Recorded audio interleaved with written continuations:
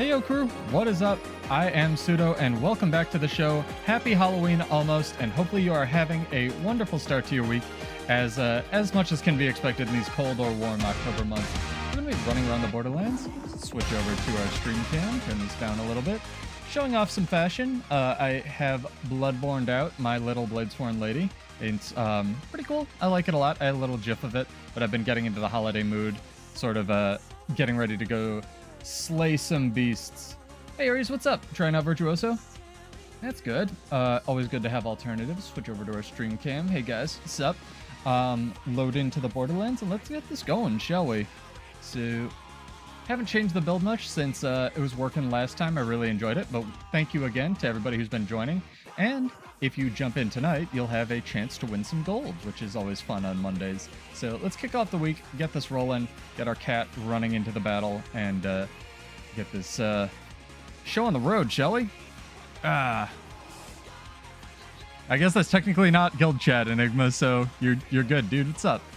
Hopefully your start to the week has been a little bit easier than mine. It's been kind of nuts in the design space as far as internet stuff goes this week, but it is what it is. It's that time of year. Typically, businesses kind of slam us with work at the end because they all need to make their deadlines before the end of the year. So, it is what it is.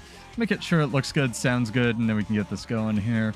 If anyone has any question about the fashion or the build, let me know. As always, love to hear what you guys are playing. Virtuoso is very fun, Aries. There's a reason everyone memes on that being the OP thing for PvE, while Willbender gets kind of dunked on for World vs. World. And yeah, big shout out to Sony for the game I can't play. If you want to release Bloodborne, that'd be great, but we got like one more year before we get to the 10-year anniversary of that. So let's get this rolling. Jump into it here, and hopefully we'll have some fun running around the Borderlands and just hanging out with you guys, chilling, and doing some Halloween things, maybe. Also, PSA, there is a reward track for Halloween as far as World vs. World and PvP goes. It's not that bad, but it's not what I would pick unless you need just raw gold, but it is an option for you. It's in here. It gives trick-or-treat bags as well as a giant pail at the end, so this is a very good way to get 20-slot bags if you are so inclined or just have a bunch of PvP to do. And yeah, thanks to our followers over the break, Iohang as well as El Rato. Welcome, guys. Hopefully you're well. Hope you're enjoying. And we also have a little bit of an announcement thing in Discord right now. Enigma set it up, so again, big shout out to him. We have a lot more people doing raids and like strike missions and stuff, getting ready for the new raids. So if that's something you're interested in, again, vanguardsofascension.com, hit us up. Welcome to our new dudes and dudettes as well. But let us know and just check the little thing in Discord that'll get you pinged for those events when people do like pickup raids and such. It's something I've wanted for a really long time, but I'm too old and stupid to set it up myself, and that's why I have officers who are younger and less stupid than I am. But let's jump into this. Ooh, what's going on here? Get some stacks, maybe? Some of these have to be vets. Only vets give you stacks, which is tragic.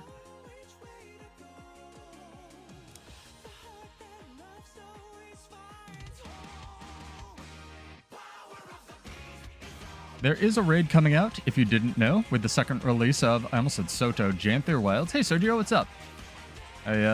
Hopefully you have good hours today as far as when you can play.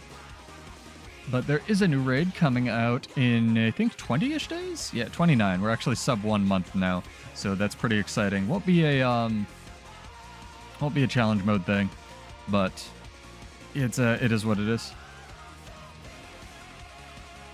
Are you asking me, Sergio? No, I didn't. I told you I don't watch a lot of Guild Wars 2 drama, like YouTube stuff. I don't want to get involved in any of that, man. That's not for me. That's not the space I want to be in. I want to be positive builds, man, as far as, like, YouTube goes. They can have their little drama PvP thing off in their little corner. I mean, it's cool. I'm glad people are still making, like, builds and videos and stuff. Wildlife hype? What's wildlife? Wildlife?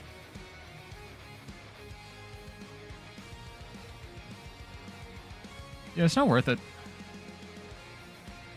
Not for me, anyway. Yeah, we got some stacks of those Hylek. That's pretty cool.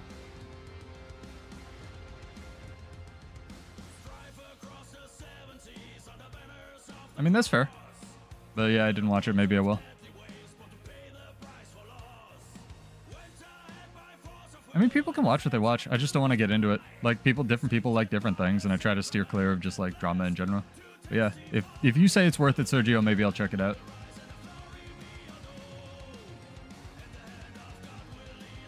Alright. I actually really like Janther Wilds, like, roaming. I don't know. It's just been my perception. Like, it's always a nightmare when we're fighting Mag, but that's more down, like, less down to the state of the game and more down to what they just did to alliances. At least that's my perception with it. So, is what it is. Is this man gonna try to ambush me in the wrong weapon set? He is. It's alright, we have fashion on our side. Use my amazing greatsword skills that never miss like it did there. Is what it is. I should still be tracking this guy. I was like, the character's still like sort of moving.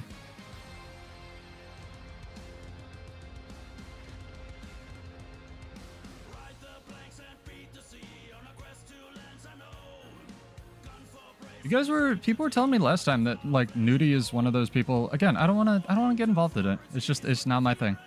I don't want to say things about people. I don't want to talk shit about people or like praise them because I don't know, man. It's not for me. Is what it is. How are you guys doing? Are you enjoying Janther Wilds post roaming? I guess I'm more concerned about like what my chat's been enjoying and stuff. Whether or not. Sorry, dude. I need the stacks. Yeah, pretty much, stream. You got it. I'm here for video games. I'm not here to even make money on this crap. I'm here for you guys and builds and whatnot.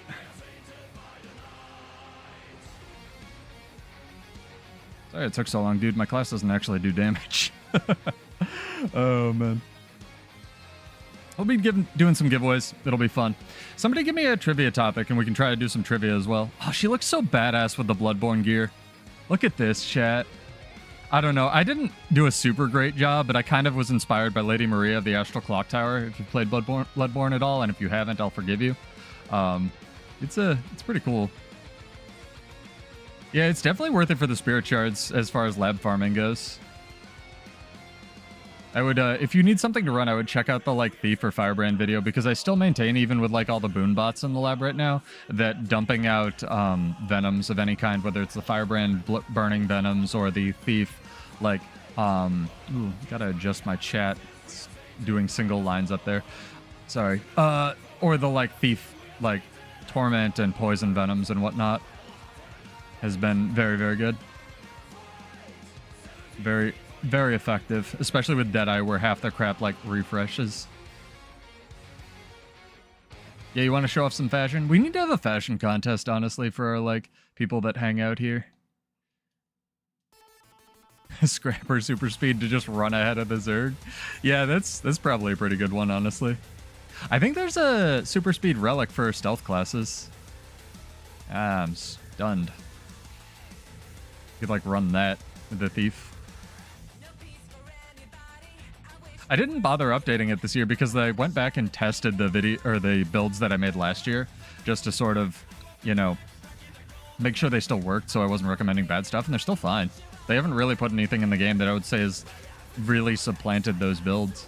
If somebody finds something completely ridiculous, I'll do it, but I was already up to like 750 bags an hour or something insane last year with those, so... The key is to run with the Zerg and not run ahead, and just to not do super amounts of damage or dump out like Herald level boons so that your Zerg can actually tag stuff. Because if everything's just insta-dying, that doesn't really help you and it doesn't help your Zerg. It's literally more beneficial for lab farmers to take off their gear, especially with all the power creep that happens now. I also heard that the lab farm, like, it was still popping off because lab's always going to be popular, but it like wasn't as popular this year. Maybe you guys have a different opinion. But I know that the... Wow, I'm like stuck in this little hole. The claw market and whatever else already crashed, so... Like, well before Halloween.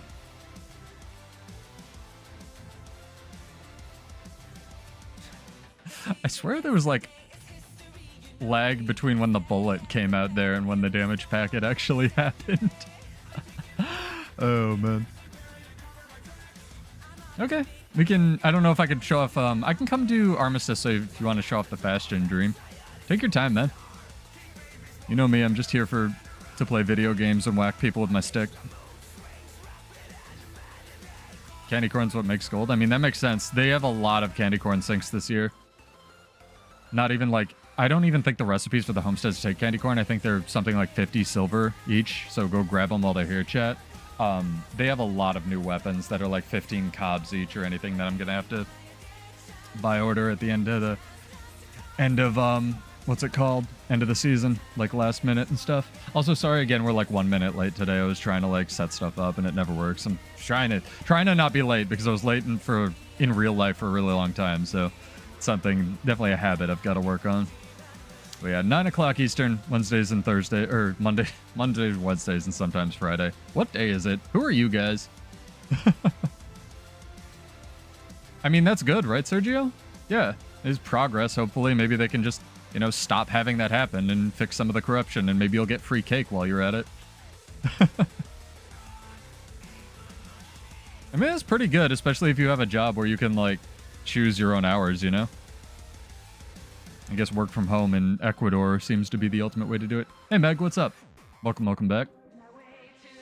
Have you guys done any fashion wars on your characters? Halloween's the only holiday I really get into in real life, so I figured I would do some fashion wars here. Here, let me jump into Armistice if you want to show off your fashion dream and duel a little bit. Fight me on the broken AF thing that is Virtuoso. Also, PSA chat. Is this guy a... You're a... It's the same holo. Alright, well, fine. I'm in the right weapon set this time, dude. I like how my skills are so slow that even without Dragon Trigger, it auto-tracked him there.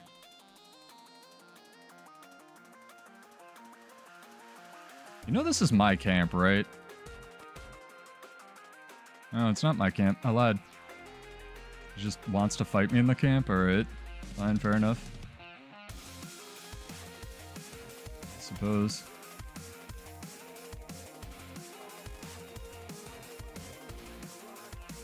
I'm stuck in the wall. Alright, sick.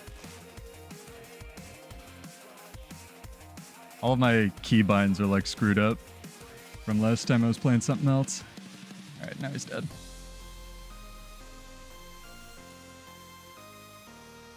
You tried. Thank you for fighting me. I'm not gonna kill him. Yeah, it's nighttime here. I mean, he did run to the camp, but he just wants to play the game, so...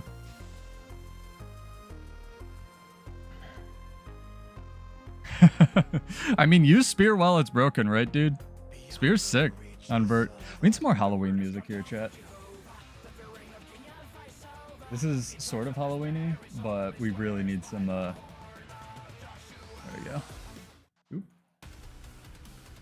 There we go. Sick. Okay.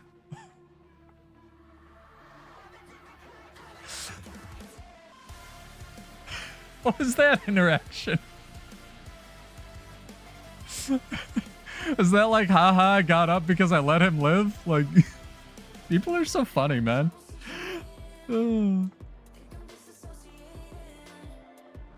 have no malicious intent, man. You're not fighting? What are you doing? He just wants to play the video game, I guess.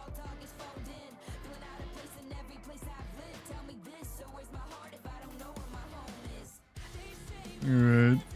I don't even know what's going on with this video game anymore. Oh, he's healing the Doliac. God damn it. I shouldn't have let him live. Fuck. That's more than one person.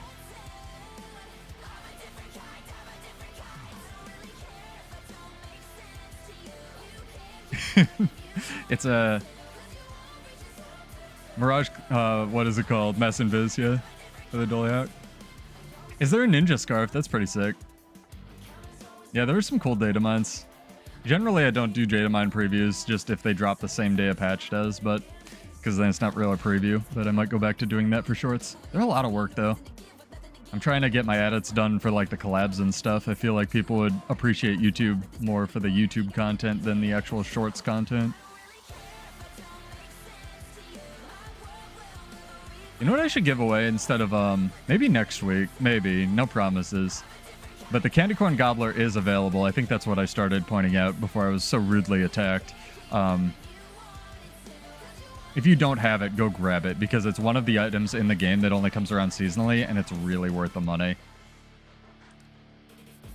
I just assume that everybody playing has it, though, but sometimes new people catch my VODs and stuff, and they're like, what's this Bladesworn class? And I'm like, oh, it's this, you know, cool gunsaber thing that kind of sucks.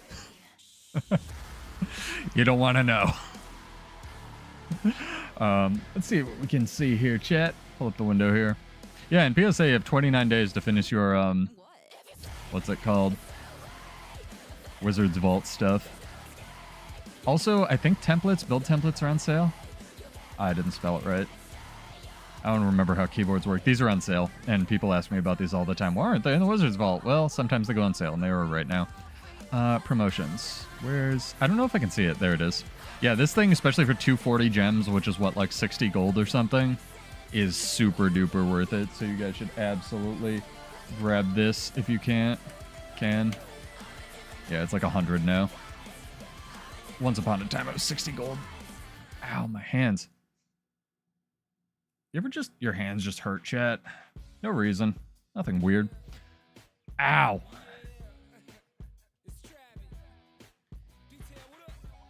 Alrighty. Yeah, nothing really notable happened at the build space. Nothing happened in the Guild Wars 2 space. It's almost holiday season, so things are kind of winding down except for the release. Enigma, wait till you hit 30. All those little pains that like you're just used to being invincible with, those just don't go away after you hit 30. It's great.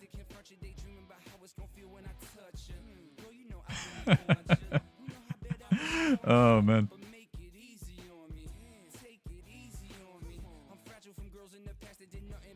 Yeah, don't be old, chat. And if you're going to be old, work out. And if you can't work out, don't be old.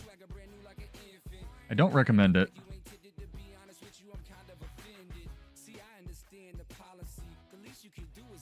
Let's see what we're actually queued for. Dream, are you in queue? If so, if your queue's moved, I won't come to you. But we could just go to Armistice and play video games. Dragon Trigger almost looked like it did damage there. You know, after playing, what's it called? Unyielding Dragon, I kind of get it a little bit more. Why they were like, don't put a stun on this, that's kind of broke. But also, it's still not that broke, especially with the state of things, so it's interesting. Especially with like, yeah, you got those young genes, like you said. Probably good. Ooh, do you guys want to fight? What is this? Herald and the Reaper?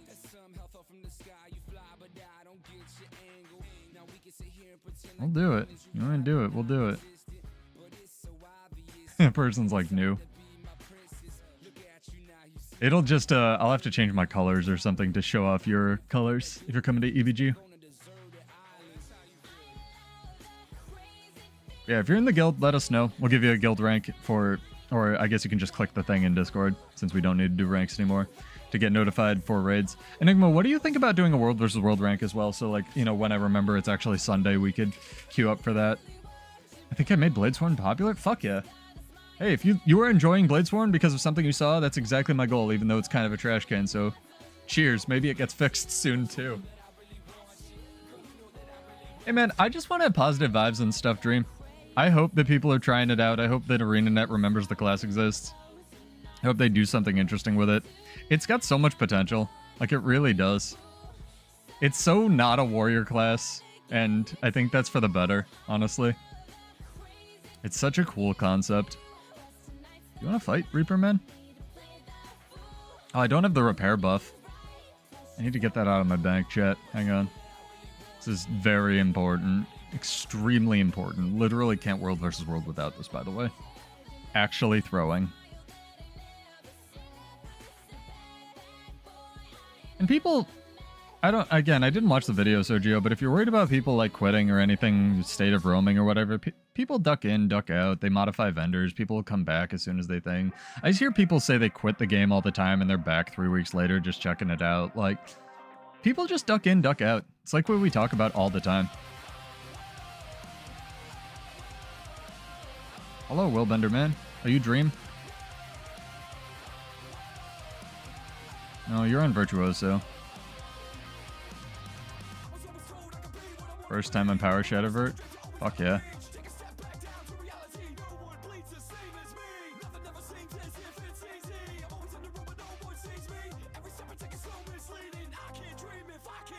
That was rude. Just like gonna let you guys live and shit.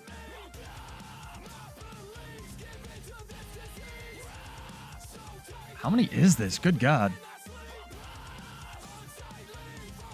You can't have much health. There's no way.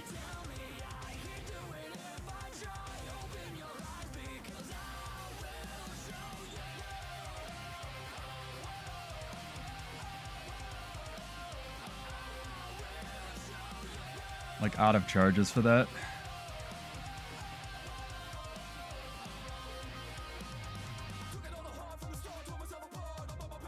Fuck. It's tough. 3 thieves, man, of different colors. Chaos and harmony.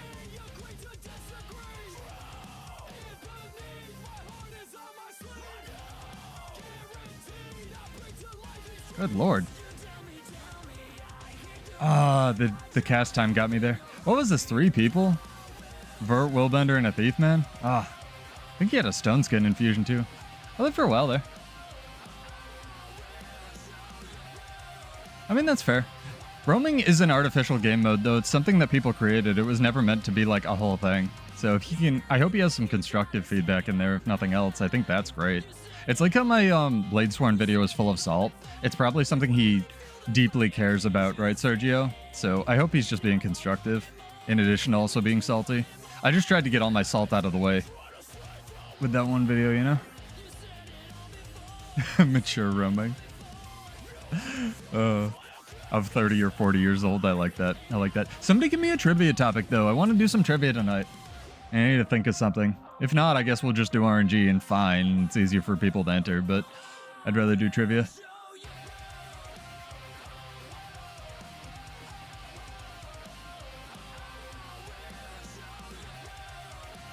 Raid trivia. Okay. I mean, maybe in 2012 that's possible that Havoc... I mean, Havoc Squad's kind of different than roaming anyway. Yeah, I don't know. I'd have to, like, see the clip and the context for that, because the game's changed a lot, right? And their whole philosophy of, like, how they actually adjust the game and what they have balance bandwidth for, and, anyway.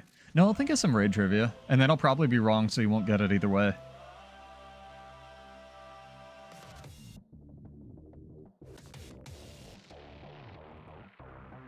I'm trying to think of, like, good raid trivia. Also, shout out to the Tekken 8 soundtrack. This thing rules. It slaps. I mean, it's a very different game. Like, just look at Boons, right? That it was.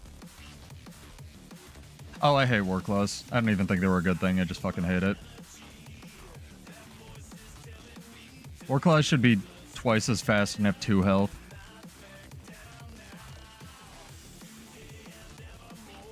That's just my opinion, though. And I understand why people like them on a macro scale.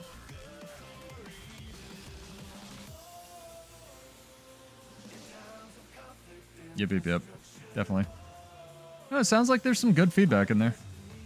Maybe I will watch it. Like I said, I just don't wanna do drama, so I'm gonna take a side in someone else's fight, you know? Alright, I'd almost be in favor of the Dragon Mount dream. I just want it to have, like, 1 health, and, like, imagine, what's it called? Edge of the Mist with the Dragon Mount? Like, some kind of Legend of Zelda style, you know, like, what am I thinking of? Skyward Sword, where it's just, like, pockets of islands and floating castles and stuff. I think that'd be crazy. It'd be so much fun. Alright, get ready, guys. Raid trivia incoming in, I guess, 15 minutes. Usually do it 45 after we start. You gotta be followed on Twitch. You just have to exist on YouTube. Yeah, no worries. Go get your coffee. Come back for trivia. Thank you if you are. You're welcome to follow, unfollow as well. Always good. I almost think they should, like, change one of the maps for Halloween and, like, the seasons. That'd be kind of fun. I guess we're in the Ghost Zone. That's kind of Halloween-y. I don't know if I can play Sum 41. I don't even know why that's on this playlist.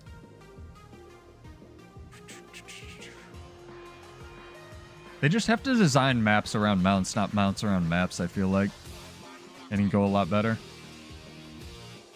Like, think of the tools they have. Yeah, that'd be pretty neat. Because they do the PvP lobby. It changes, but that's just the lobby, right? None of the maps change, unfortunately.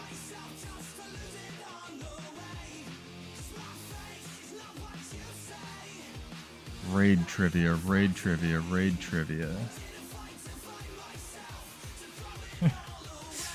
Who got world first? No, I'm kidding.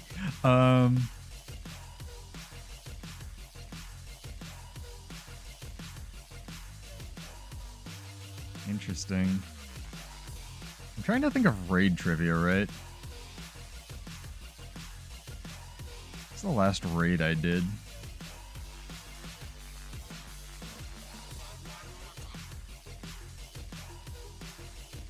There we go. Should like to fight Catalyst Man now that I'm in the right weapon set. What is this? Catalyst? It's a lot of people, actually. No, it's like no one else said anything. I'm trying to think of something that'd be like easy to type, you know? Because my first thought was like, what pattern do Sabbathus bombs throw in? And I was like, no one's gonna want to type that, right? Hey Kate, what's up? Thank you, thank you. Always appreciated. I'm just in time for trivia if you want to stick around. Yeah, you don't even know you gotta pull it back up. The only reason I know is I did it with like Silhouette like a month ago or something.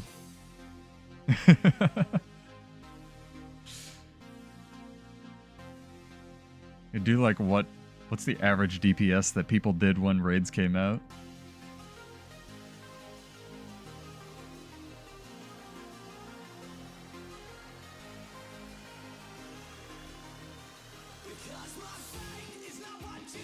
Oh, hello.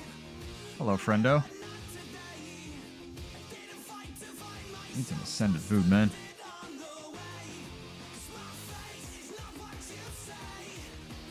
I got an easy raid trivia question, I think. It's not unbelievably oppressive or anything like that.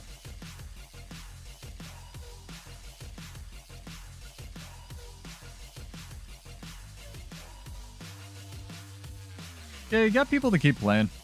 My static disbanded, but we're getting a lot of the people back for like the new raid and stuff. I have gauged interest. Trying to see what we could even take here.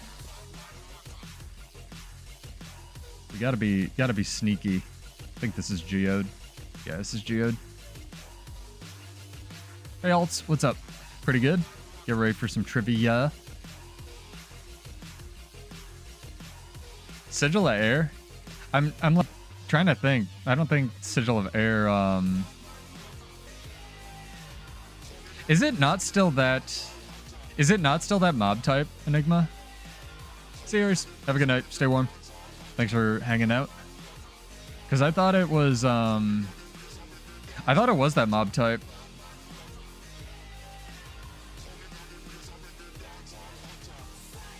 Is it not still? That's interesting, actually.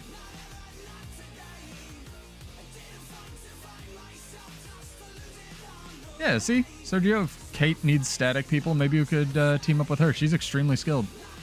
She's another warrior controller player, I believe. Extremely, extremely talented.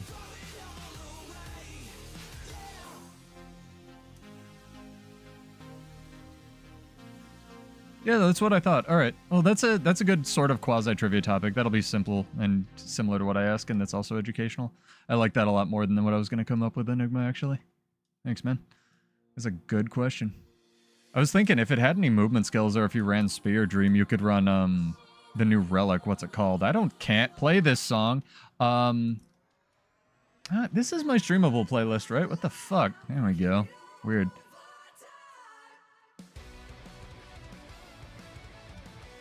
No, that's good. This trivia question out of 10. I like that.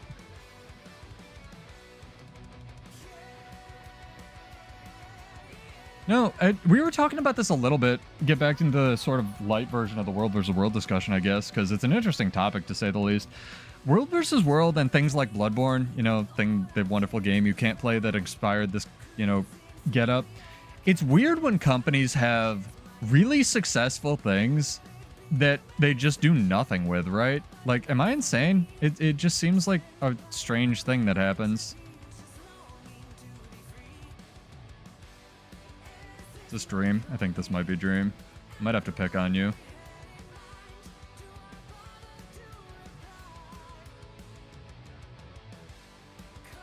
This is not Dream. It's the other vert. Oh boy. There's more.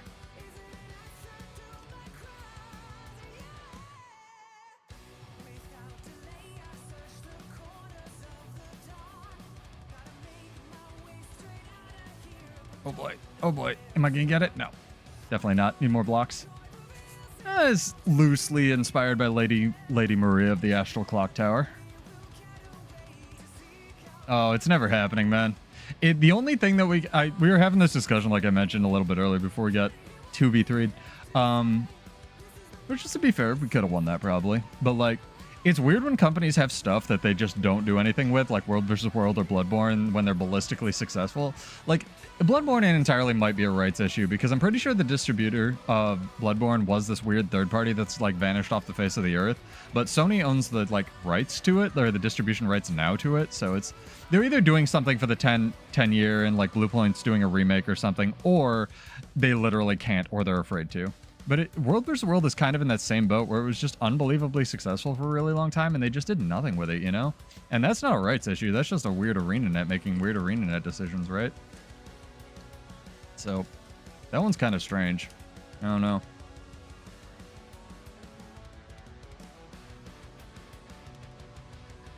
Sir, I'm going down.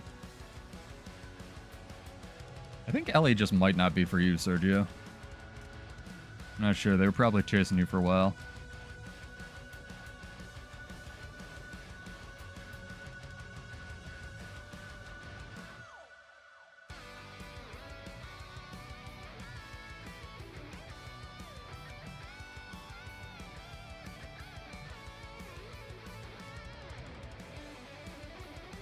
Yuck.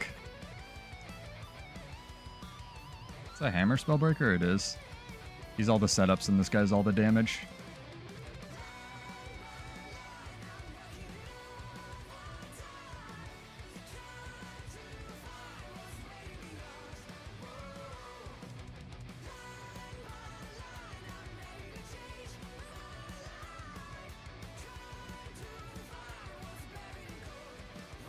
Oh, don't push too far. There's gonna be guards in there.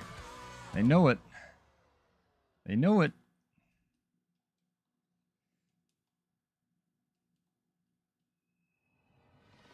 I mean, it's not trying again, right? The people in charge of who actually made Bloodborne, like FromSoft, they've done a bunch of interviews with this. FromSoft loves Bloodborne. It's like their favorite one they ever worked on. It's just that Sony footed the bill, so they have the rights and the distribution and stuff to it.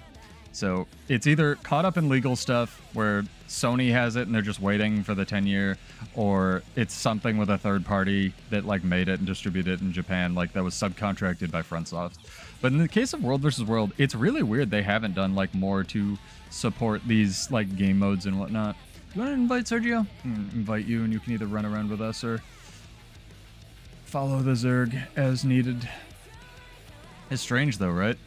Oh yeah, FromSoft is really good, especially now that Miyazaki's like in charge, right? Because he doesn't like sequels, but he, you know, they made 3 Dark Souls because money, right? And they were contracted to. I'd say play all of them. Demon Souls is not my favorite, but I've also heard people really like it, and the like the world tendency system. This is a Guild Wars 2 podcast, as you can tell, but like the weird thing with FromSoft games is they're designed to be these strangely multiplayer experiences, where like from the ground up, they're supposed to be weird and like strange and experienced by a community, and the lore is supposed to be really circumspect because of how like Miyazaki was reading books that he didn't fully understand because he didn't speak fluent English at the time, so he only understood snippets and stuff. So they're supposed to be experienced by a community, right? IG, there you are. It's really interesting like that. Yeah, it's entirely possible it's just a PS6 sales machine as well, because that would line up as with the... Because I also think alts that, you know, tinfoil hat conspiracy and what I know about marketing, you know, if I had to dissect it a little bit, is there's been a lot of pushback on the whole you need to make a PSN account to, like, you know, play Sony games on PC. I think that would be the line that people would cave to, honestly, because that would be the line that I would cave to, where it was like, all right, what would actually get me to make a PSN account? Bloodborne 2. Like, it was actually that good. Like, you know, everyone would complain about it. It'd be like a Reddit thing, right? Everyone complains and moans and throws a strike and a tantrum, right? And then everyone would cave. I mean, it might not be Sergio. Like, I don't know. You were doing a really good job kiting those guys. To be fair, you were being, like, CC'd by a CC spellbreaker. And if you're enjoying it, then do it. Don't let me tell you what to do, man. Don't let anyone tell you what to do. I just didn't even know I was going to enjoy Mirage until I tried it and stuff like that. It's crazy the Armored Core devs made a fantasy game. Yeah. You know what's insane, Ocean Bad, actually? I think, because I'm really into how FromSoft tells their stories, right? Like, the actual, like, meta psychology of, like, how they tell their stories and how they're experienced and stuff. I actually like Armored Core 6, maybe because it's so unique, but how that story tells its story the best. And I'm not saying it is the best, I just like it the best, which is really interesting. So, I don't know what that says about me. We got some trivia, though, to do, chat. So, again, you got to be followed on Twitch. You just have to exist on YouTube. Again, shout out to everybody who is followed. Thank you. Appreciate it. I'm glad we're getting our little cadre of Build Wars 2 people who enjoy build crafting and chill streams and whatnot. But our question tonight is, what is the type of enemy that raid bosses are? Type exclamation point the type of enemy. Again, you have to be followed on Twitch. You do not have to be followed on YouTube. So if you think they're undead, for example, type exclamation point undead in chat. The caps do not matter, and the points are made up. But you will get gold for this. And shout out to Enigma for this question, because he inspired it. And it's a good little knowledge check.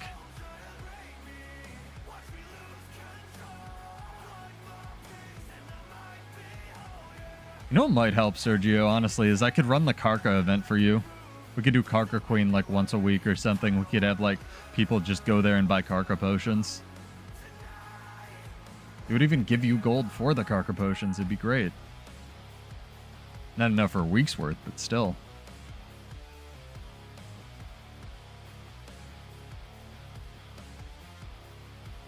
If you think it's legendary or epic, put that. I'm not talking about the, like, enemy level, like champion or anything else like that. I'm talking about, like, what are they classified as in the game's code? So, for example, there are potions of... Here, I'll give you some types that you could type, right? So, all of these things like Ogre, Grawl, Crate, Dredge, Undead, Inquest, like, exclamation point, the type of enemy that raid bosses are in chat. We should be shooting these.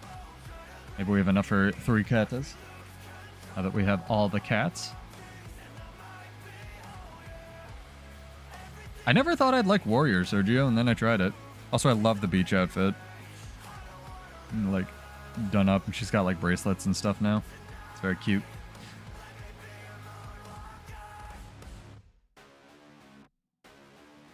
There's a beast. You should hunt that beast. Bloodborne. We should get our whole little team of hunters. Everyone should, like, do a Bloodborne little hunter cosplay thing. Damn, Enigma's bloodthirsty. He's going for it. Geode, come back. Shoot the catapult. God damn it. See if I have to save Enigma.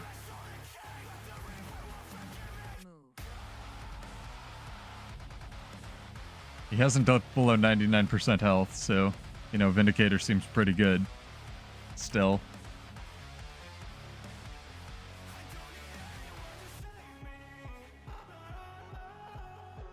How you guys doing? How's chat? You staying warm? There he goes. All right, I'm coming. Let me fucking help you off in space. I kind of want to let you have this duel here. Oh, you won! Nice job, dude. Yeah, let's get this guy. Look at Enigma winning fights and shit.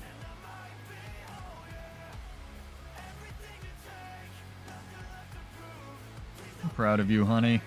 Good job.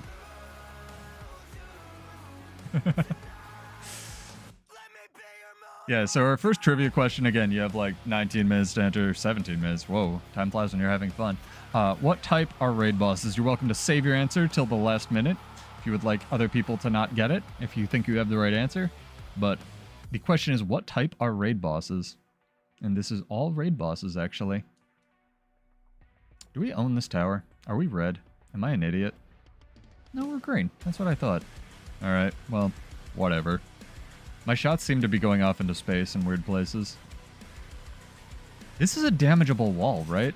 No, it's not. I make sure you're hitting, like getting numbers. Damn. You gotta turn these a little bit. It's like this wall. I thought the side one was damageable, but I guess not. You have to turn it. It might just be stupid. People are already yelling at me in chat. I can hear it. Enigma, if you want to run up on this wall, and yeah, I do too. Use your cat pull to apply some vuln to it. This will go faster. We have one entry for crate. Yeah, I remember it being damageable too. But I know this is a catapult spot. Oop. Too distracted.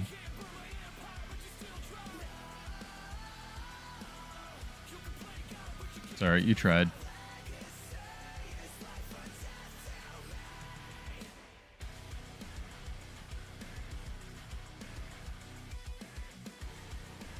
Oh, hello.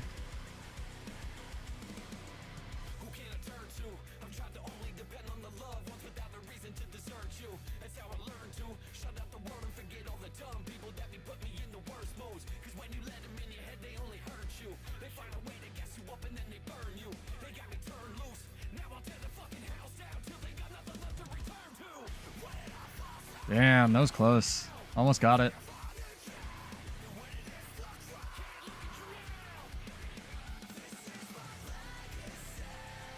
No, we're doing trivia based on raids, so whatever type you think bosses are in raids, type exclamation point that in chat. All of you dead? All of you are dead. Alright, this is a problem.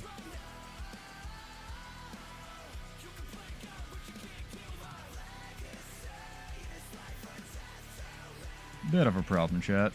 Hold, please.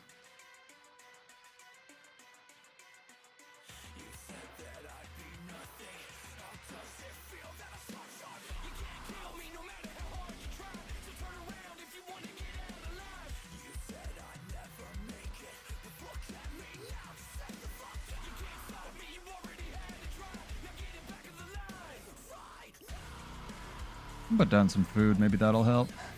Oh, I caught up on cats. It's kind of a problem. Ah, rats.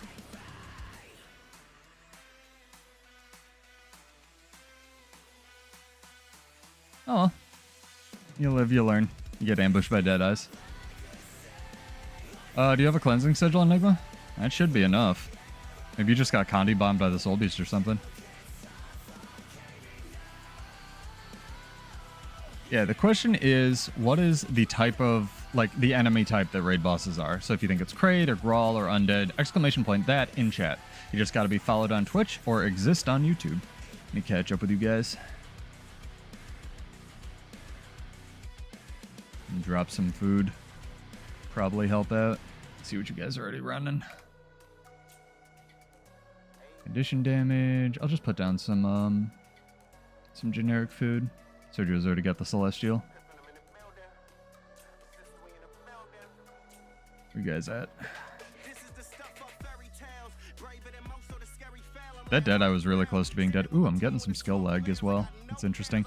You can always tell when skills are lagging because if you use Staff 3, it'll do like the movement in these weird little chunks. See how it like hops? It's very interesting.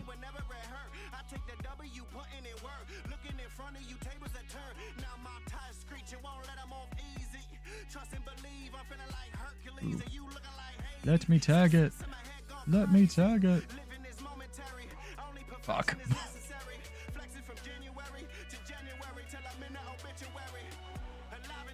Thank you.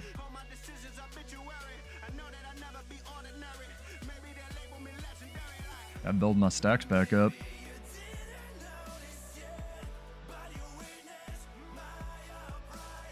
I'm jittery for you. Interesting. Well, theoretically, I have a Spectrum Tech coming out again to look at stuff here, so maybe I'll get the real 400 up, 400 down I should be getting. Maybe one day. Yep, Sora's getting ambushed while he's typing. Saw that coming.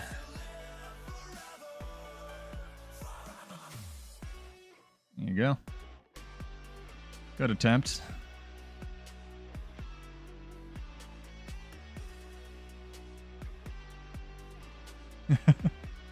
Bing's AI is worthless. I feel like Bing's search is almost as good as Google right now, Dream, because Google search is just getting aggressively terrible, right? I was talking about this at work today, where Google has done this thing where they just deliberately, you know, it's the enshittification of the internet without getting it too into it. You might want a better pet. I feel like the tiger is only there for Fury. Maybe you need Fury. Is that a char car? I think that's a dune roller. I'm taking this camp, guys. Again, we only have one entry so far for our first trivia question. This is for 25 gold. Our question is, what type are raid bosses? And y'all have 10 minutes to enter. The thing with AI that gets a lot of people is the reason everyone like hates it, right? Even though all these companies are just like using it to juice their stock price, like, you know, whatever you want to do, whatever the buzzword is, whether it's blockchain, AI, Bitcoin, you know, crypto, whatever it is, you know, the word of the day. It is what it is. AI is currently the buzzword. You know, it's kind of fading out. But the reason people hate it is because it's not being used to like make people's lives better. It's just being used to take away all the creative outlets like drawing or creating music or anything else, like the things humans already like doing. So that's why it's like, oh, well, you know, you see all this AI crap, but it's not like doing anything meaningful to help anybody or anything like that, right? So, is what it is. Enigma, where are you? Why are you dead? Did you squirrel off into Narnia? These blue guys still here. Are we gonna get a rematch? Bandit. Nice. Well, run away. Let me drop food for you guys. What should I drop here? I put like 100 gold in the guild bank the other day. Yeah, he does. Refresh your food.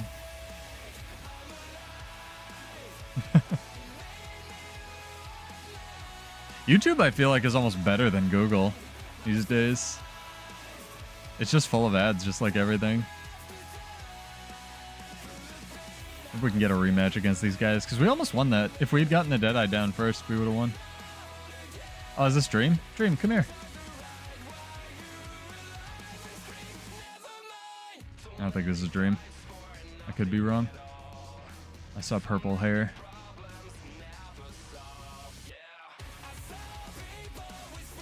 Gael Meta Weekly. That's funny.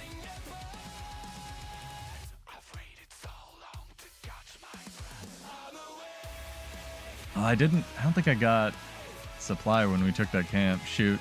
I can throw like a catapult and run supply here.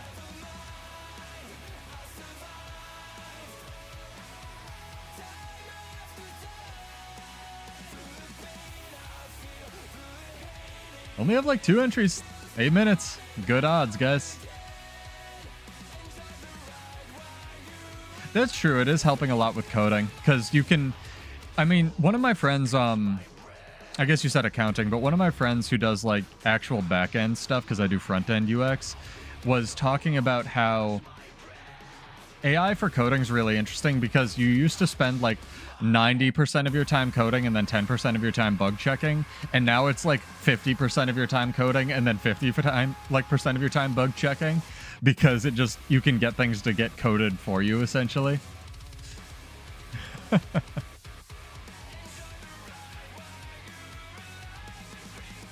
I mean, I'm not opposed to that, Alts, because that helps smaller channels like me. It's because, you know, the video with the most views may not be the best. I'm not saying my videos are the best. It's just like they have to push small channels somehow to somebody. I don't know, stop watching my channel if you don't want other small channels recommended to you. See, here's the thing. I'm subscribed to like 3 things on YouTube publicly, right? And then those are the things I want recommended to me to watch. And then whenever I need to watch something that's like, you know, informative or anything else, like one laundry detergent review video or whatever, I open an incognito tab because I don't want that recommended to me in my search history. So I think a lot of this comes down to almost on the individual person where they need to understand how to curate their own feed.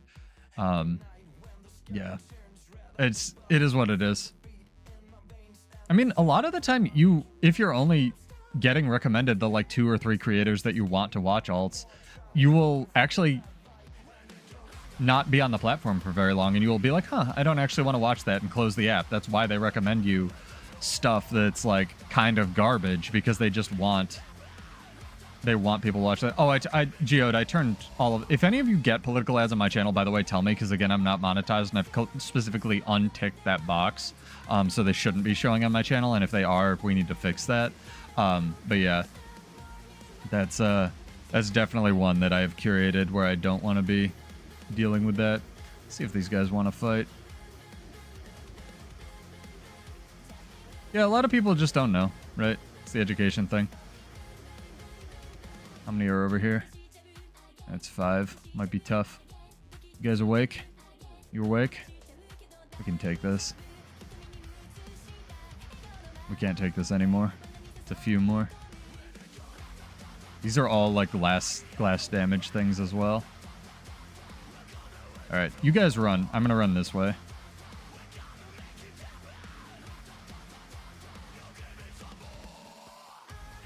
I just want to like see if it's possible, you know?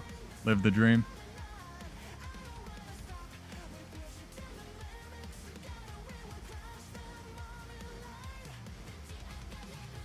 I don't have a speed relic on this build, which is kind of a problem I'm noticing for doing the usual kiting thing I do.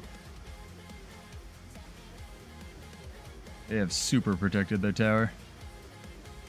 No, I'm fine. I mean, that's just a piece you need to make with yourself, because blocking ads is stealing, but also ads suck, and a lot of things are unusable without ad blockers these days.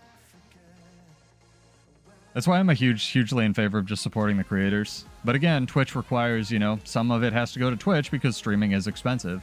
That's why I'm okay with Twitch or YouTube running ads on my non-monetized channels, because I acknowledge that I'm probably a net loss for them, stuff like that. Wow, they really, don't want to give up this tower. I mean, I don't know, man. I don't know why you're getting recommended Roblox streams with 0 views. It's probably because you watch this, honestly. It's probably my fault.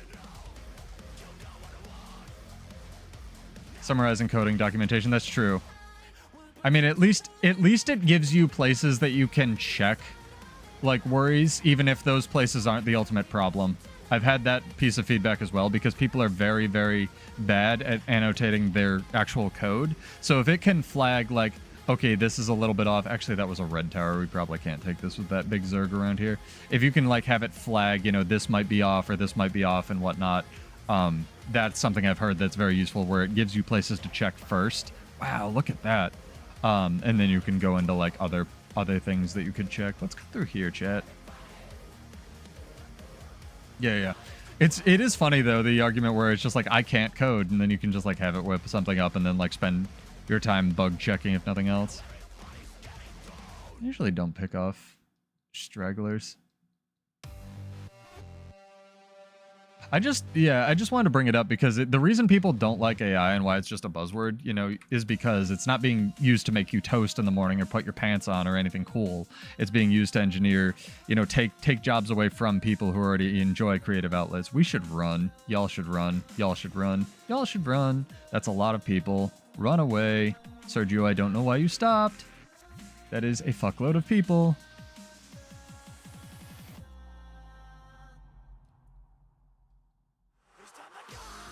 Okay, you're in EBG now. Well, I'm being chased by a Zerg, but after I die, I'll come find you. Wow, skills are lagging. Alright. Dragon Trigger is lagging so much it didn't come out there, but we managed to leave. Alright. Managed to live.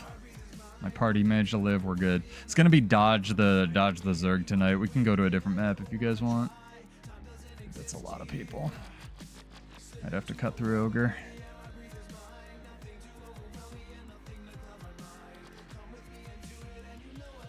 Few nerds. Yeah, it's a lockdown. Oh, they got me. Corner combo, infinite. Fair enough. Fair enough. You shouldn't be able to outrun a Zerg unless you're Willbunder.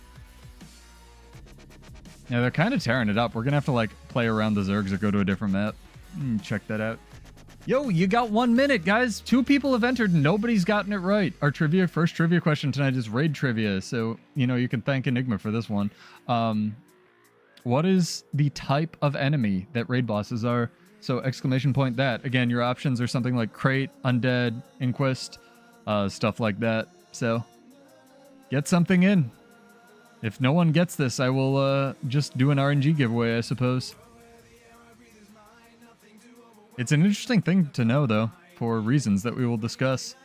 I guess I'll give a clue if no one gets it right to start, and then we can go from there. How disappointed in chat are you, Enigma, by the way, as the veteran raider? Oh, I have to go meet up with Dream. I did promise. That's true. And they waited in the queue. Cryptus, yeah. I mean, it will take Cryptus, so if you have a serious entry you'd like to put in, then man. Also, one of my guilds is doing the Gyalo Delve meta because apparently it's a weekly, so hop into that map if you need to get it done. I honestly expected a lot of people to get this.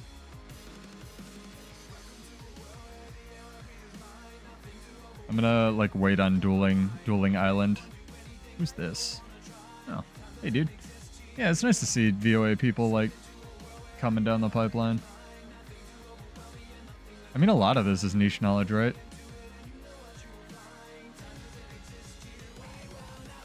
Oh, you're over near me? Alright. Not bad. I'm gonna like go down here to the dredge tunnel. I mean, just enter something. Pick one. You might get it right.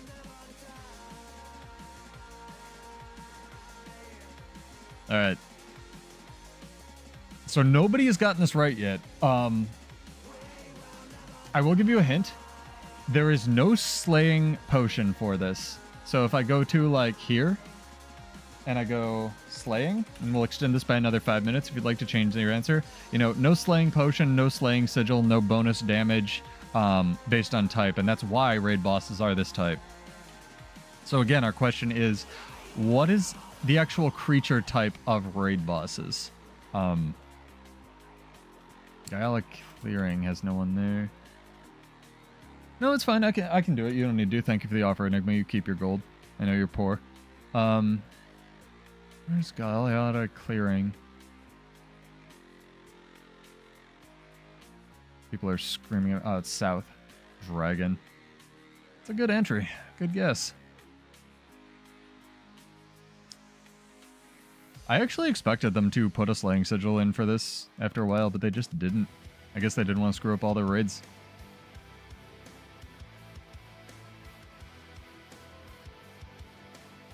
Oh, the Jaguars? The Jaguars can mess with us? Alright. Guess the rest of the party can catch up with the Zerg. Maybe take EBG or take SMC. LFG, LMNOP. Guys, come on. I know some of you know this. We'll go back to normal ass build trivia next week, but their question tonight is, what creature type are raid bosses? Actually, would this even have been public knowledge, Enigma? There had to be, because you knew it, right? Huh. Yeah, I'll up to 50 gold if anyone just outright gets it right. Be funny if Dreaminology was just like messing with me the whole time. It was in the patch notes. Okay. Well, there you go, Sergio. Maybe you can look back in ancient past notes. No, not like the level. Someone already asked that, Jane Kid. That's a good guess, but it's not like champion or epic or legendary or veteran or anything. We're talking the actual type of enemy. And if you go to like slaying, SLAY, it's Ing. There we go. Not the Monster Hunter weapons. There is not a slaying sigil for it or a slaying potion. That's why they made raid bosses this type. Yeah, Inquest, Sylvaner, Svanir, Undead. But those all have slaying stuff for them. Dream, where are you, dude? I'm by the Jaguars. Are you non-existent, sir? Or madam?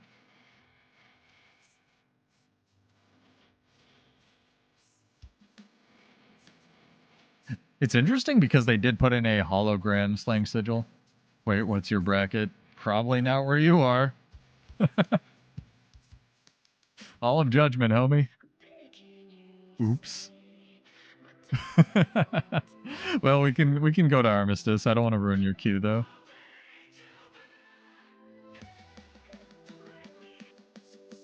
It's a code question.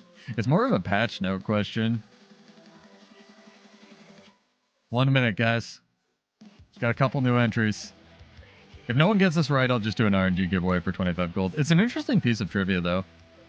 So I kind of like it.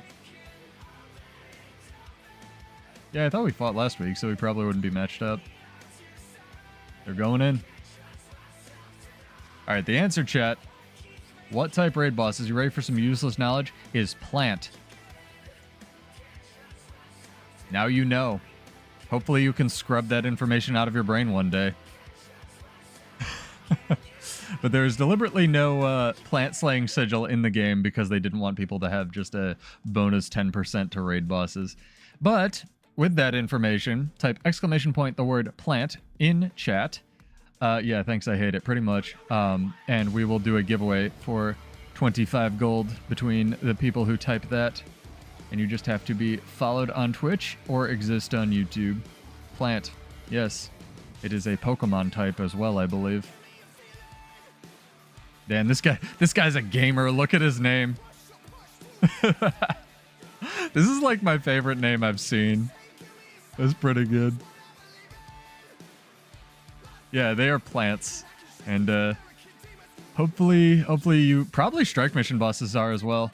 But yeah, if you'd like to type exclamation point plant in chat, we will do a giveaway here in a second between whoever types it, since we already have that set up. I'll send you 25 gold, whoever gets the RNG giveaway. But we'll do a couple of those tonight. That was a good question, Enigma. Or did you want me to ask, like, what was it before they changed it or something? Something insane like that.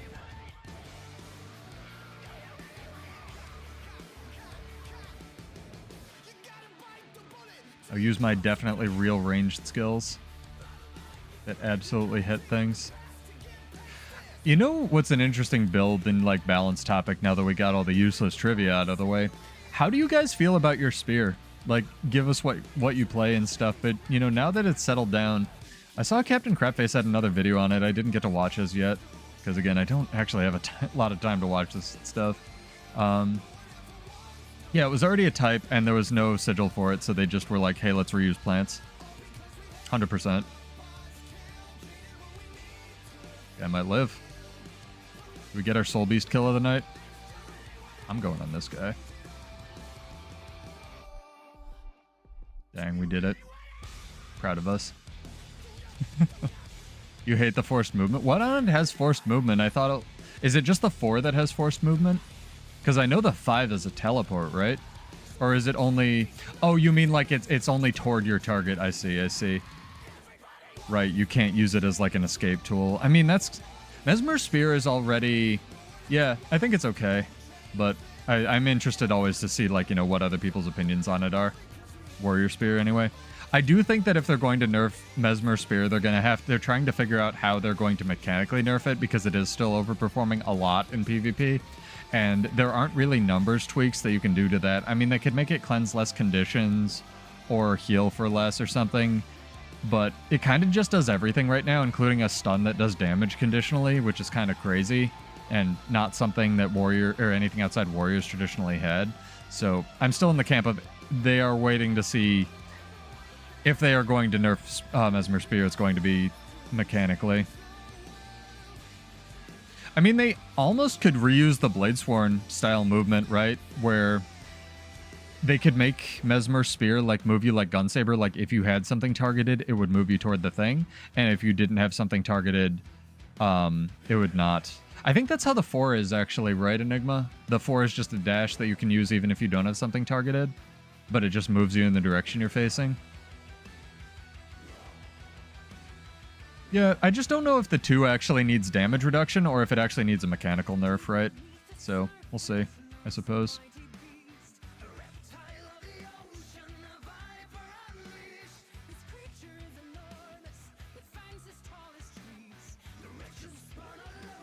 Got him.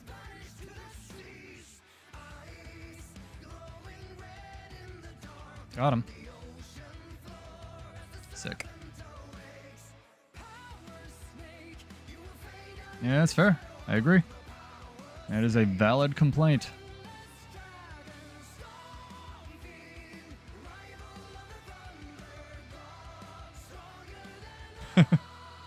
Yeah. The biggest problem with Warrior, I mean, at least it didn't get mechanically nerfed, right, Ocean Bat? Like, Warrior Spear, all the changes they did to it, barring the one, like, weird cooldown thing, have still largely stuck.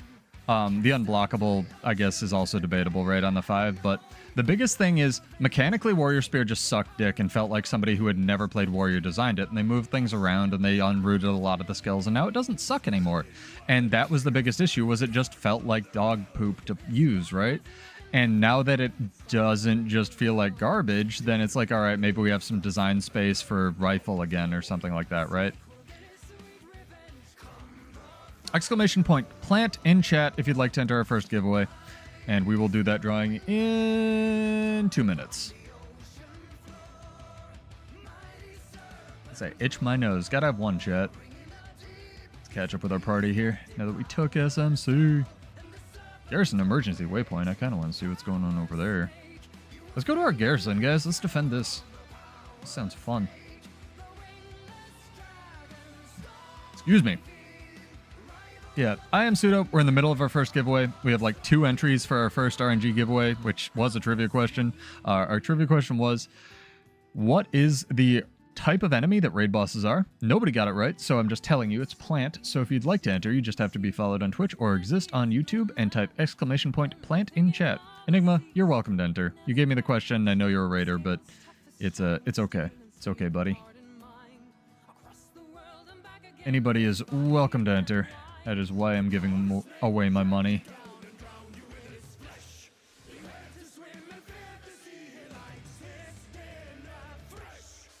Let's see what's going on over here.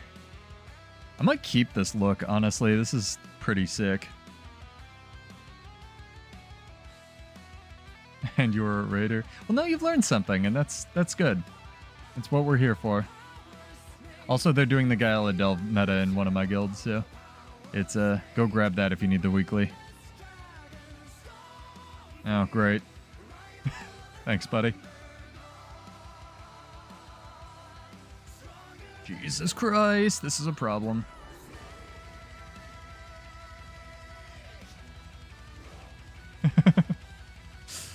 I don't know. Who cares about any of this crap, Sergio? It's all just build trivia. You want me to not give away my money? I can do that. I can just hoard it and buy chalk egg sacks for myself. It's more fun. People have said they like trivia better than they just like the RNG giveaways because gamifying stuff's funny. Or fun. Ghost Slaying and Outlaw Slaying. I think that's right. Yeah, I think you're right. Because people are insane and we'll figure that crap out. I almost kind of wish they'd kept that to have, like, you know, a market for those things, right? I mean, I liked every meta before they nerfed it, Ocean Bet. You remember, what was it, Dragon's End?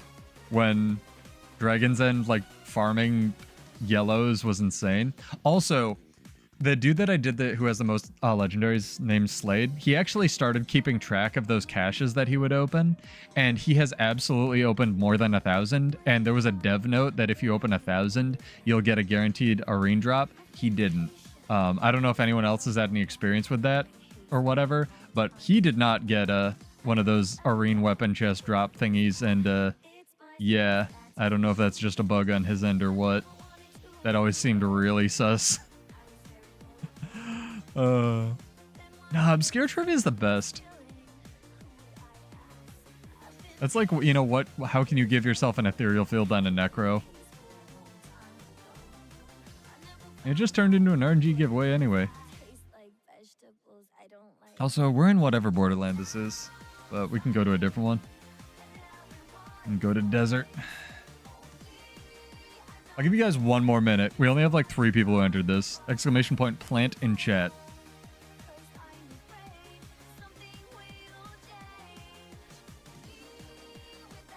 I need to take my socks off, chat. That's the worst thing about like winter is socks. They're feet prisons. They're the condoms of feet, really. What are we talking about, Lazy? Sorry. Thanks to Gen Weepens Guide. Yeah, nice, man. I made it because I knew it was something that people have been asking about, and I knew it would benefit a bunch of people, and like I don't care about my gold, so I want to get it out there. I don't believe in gatekeeping at all, so, and like again, it has not affected the price of Gen 3 legendaries at all. So, I'm glad people could benefit from it. No problem, man. If you have any questions about it, let me know. A bunch of my officers, like I said, have been coming back to the game and watching it and asking me questions. I'm totally down to answer stuff. One of them was asking me questions literally because he won't watch the video, and, you know, to each their own. It's great.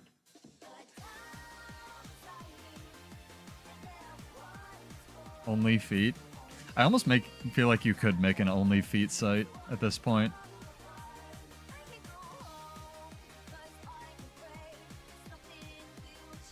Hey, we're not naming names. It may or may not be Tay. It's okay. Tay's playing his own game.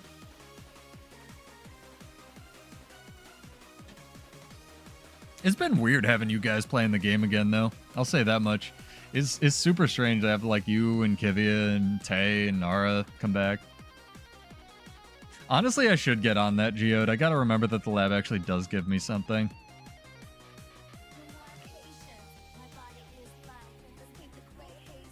Sunrise to finish eternity. Hell yeah. Cyclical anyway. It depends. It depends. Ooh, people? Hell yeah. I won't be in the camp. I won't be a bitch. What do we got? Deadeye and a Harbinger? And a whatever this is? We got this.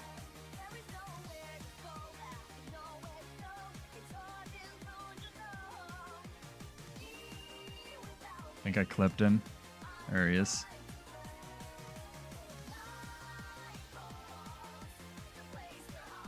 Okay. I want to check what control set I'm in after this fight ends. We gotta get you some defense on that build, Geode. I like that you're trying stuff out, man.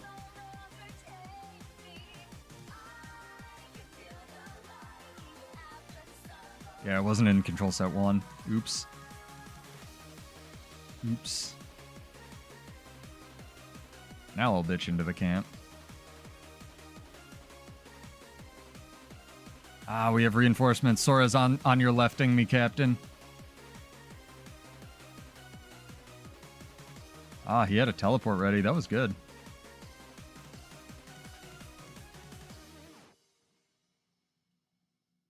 Don't go too far. Nice.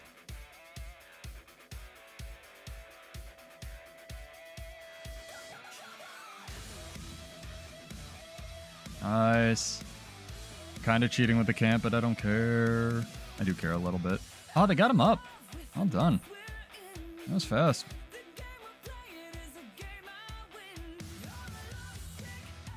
Can I target the Deadeye? Please, game? Do you see me tab targeting here, guys? Like, it will just not go to this fucker. You gotta get him down, though. Ellie is like a mad res Ellie or something. Like, we are 100% cheating with the camp, but also my tab targeting is, like, fucked. Dude, that was amazing. I was, like, just sitting there tabbing between the 2 people in front, and it would not go to the Deadeye. Hey, Euro, what's up? Exclamation point plant in chat. If you don't ask questions, just exclamation point plant in chat if you'd like to enter our first RNG giveaway. Yeah, no worries. All good. I don't build defense into my builds, and I pay for it a lot.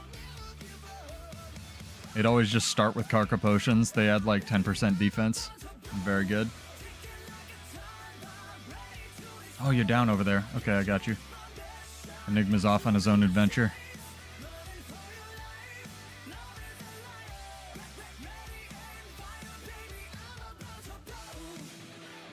We should really just like have a...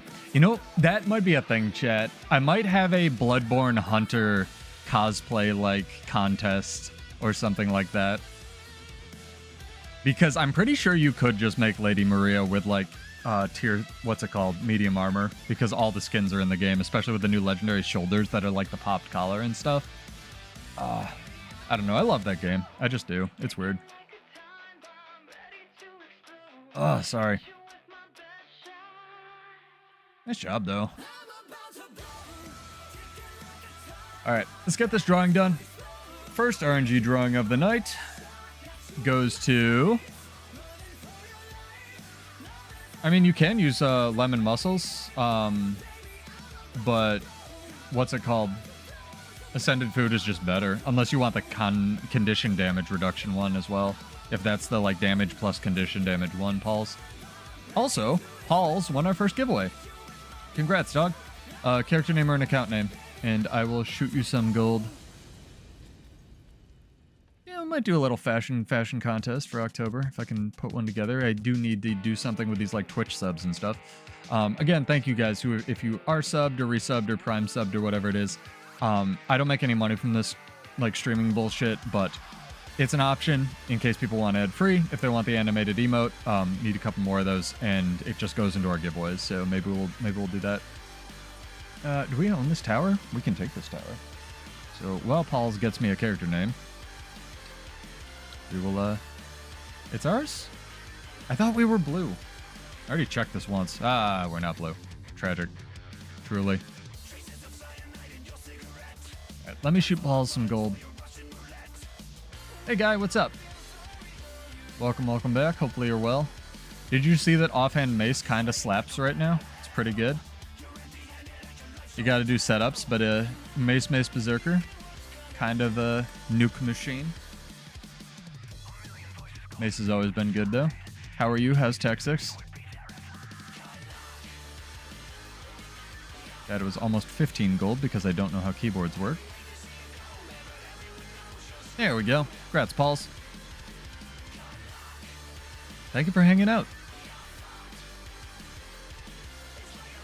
What you got? What you got? Let me see. You got a ninja? Or is this a yeah, this is a ninja. I'll stop moving. I mean, that's fair. They nerfed Celestial Gear finally, which is probably the biggest thing. And it's really made World vs. World feel a lot cleaner. Yeah, no worries, dude. You're always welcome. Also, have you been playing like the endgame of Remnant 2? Slade and Silhouette have actually both been asking me about it. Well, Slade not asking me about it, but he was playing it today. So I definitely know there's some crossover between my build crafty friends and people who play Remnant. I'll probably buy the Ninja Scarf, yeah. I haven't even seen it. Let's do this. Camp first. You'd be proud of me. I finally gave up and I'm playing Unyielding Dragon. 10 bullets, man.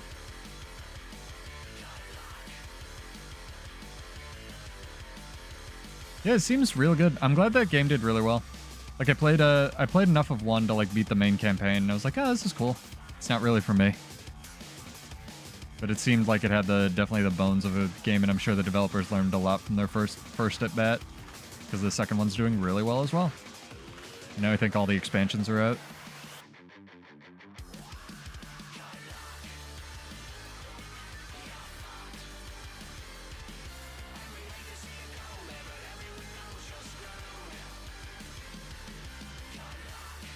Congrats again to Paul's. He has won. I'm assuming it's a he. You are a he. Our first giveaway. Yeah, I think that's what Slade's kid likes about it, the boss rush. We'll be doing another RNG giveaway in about 7 minutes because the first one took so long. So, again, the rules for that are you got to be followed on Twitch or just exist on YouTube. And welcome to all our new dudes. Appreciated. As always, casual 1,000 hours. Yeah, pretty much. Casual 1,000 hours in a video game. Ooh, hello. Do you want to fight? How many is this? It's a few people. I will preview those in a second. Mr. Dark Sora.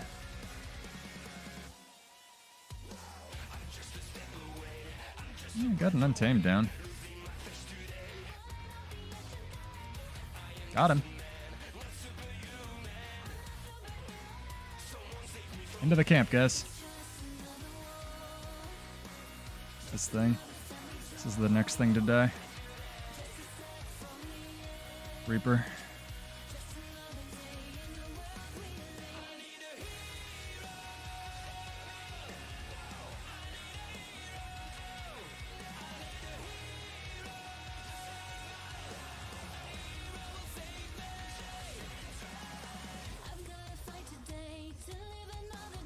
Game just not working casually. It's too good. Sick.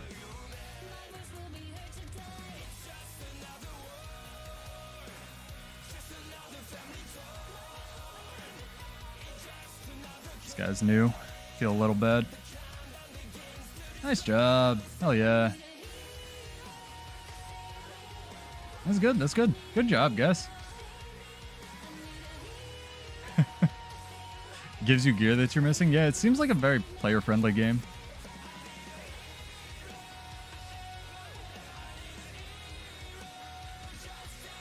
Alright, who can make the glide? Come on, guys. I know all of you have the mastery for this.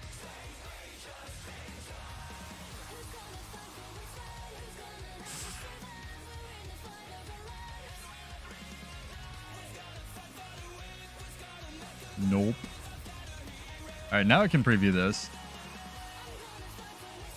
Nah, stay cautiously optimistic. Can't live your life in cynicism. Flowing silk backpack.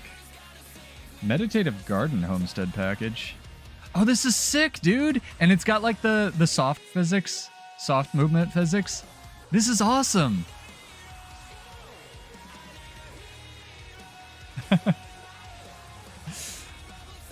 Yeah, but you can get off the struggle bus at some point. I wonder if we could take this keep here, guys. That was really good. Nope, you need more levels for stuff. You don't have gliding maxed? I feel like that's one of the ones I would max first. Oh, somebody asked on Reddit, actually, like, it was an interesting question. And I'm interested to hear what you guys actually think about this as well. Because I always, you know, people ask me, what should you make first? What legendary should you make first? And I always have the boring answer of make a legendary sigil, right? But somebody asked something like, what would you do if you just like won 10,000 gold, basically got a chalk egg sack drop? And, you know, what would you do with 10,000 gold if you were a new person, you know?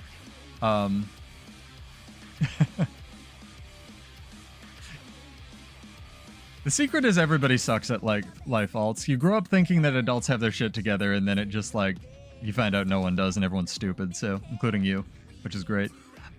Yeah, that's, I mean, I wouldn't get a permanent bank access, but I told them, like, you know, one sigil, buy some gems, wait for some discounts, get the bundled things, you know, stuff like that. I don't know if we'll have enough supply here, but I'm gonna try.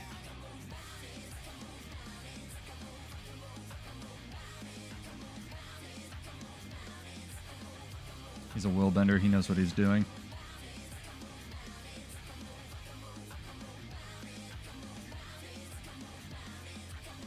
Nice. Sorry, guys. We gotta defend our... Gotta try to take this keep. He just wanted to harvest, too. I feel real bad.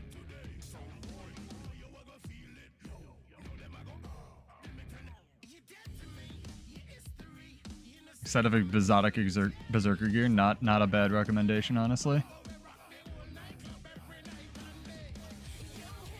Yeah, I told them legendary relic or 1 sigil. I don't really think that runes are that worth it. Like, at least, like, not your first ones, but some of them are kind of annoying to get. Just, like, everything that's, like, locked behind something else, like the relic or cleansing sigils or, you know, sigil renewal or whatever it is, right? That's where my mind goes of just like, oh, I can't have a thing that I need for a video game.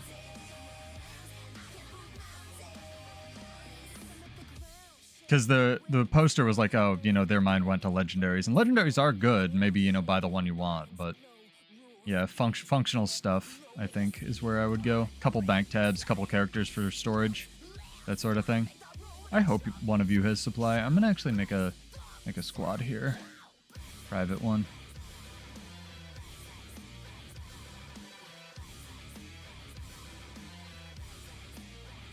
Alright, 1 minute till our next giveaway, guys. We have just enough supply as well, so. Even though it's dirt cheap as World vs. World.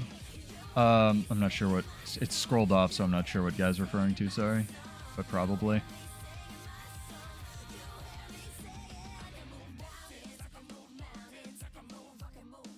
Yeah, and I think most of the expansions come with at least, like, 3 character slots. I know it's weird because there's one bundle that only has 2, but they might have done away with that. I think that was just Path of Fire or something like that. Yeah, and saving a lot of it for stuff you need in the future is always a really good idea. Something died somewhere. That was weird. I'm curious if you actually think alts are stupid. Plant. No. We'll have our new one. Good guess. We'll do the number 10,000, and this will be a bot check. You need a comma. So exclamation point 10,000 since we're talking about 10,000 gold. Even though it would be 8,500 gold with the trading post tax. What would you guys do? What we're talking about. So exclamation point the number 10,000 in chat, and I'll do another drawing in like 15 minutes or so.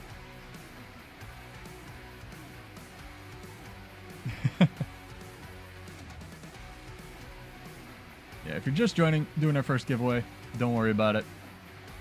Do some RNG crap.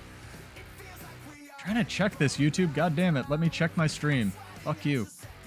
Firefox is just like not loading my stream, which is good. It's always a good sign when like half of the browsers that I use to check this nonsense are just like, no, we're not going to push your stream. That's always great.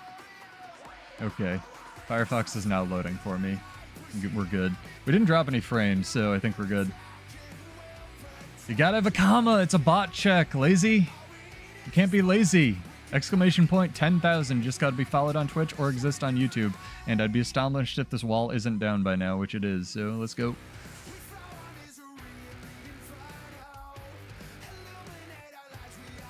There we go. Got some entries. Sally Tempest stalemate? Interesting.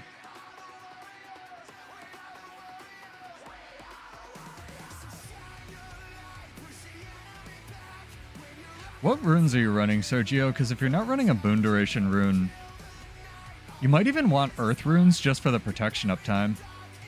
Right? Comma is hard. Comma is hard. I'll just change it. I feel bad for you guys without commas on your keyboard. There, it'll now take the 10,000 without the comma. We did it. It's too good.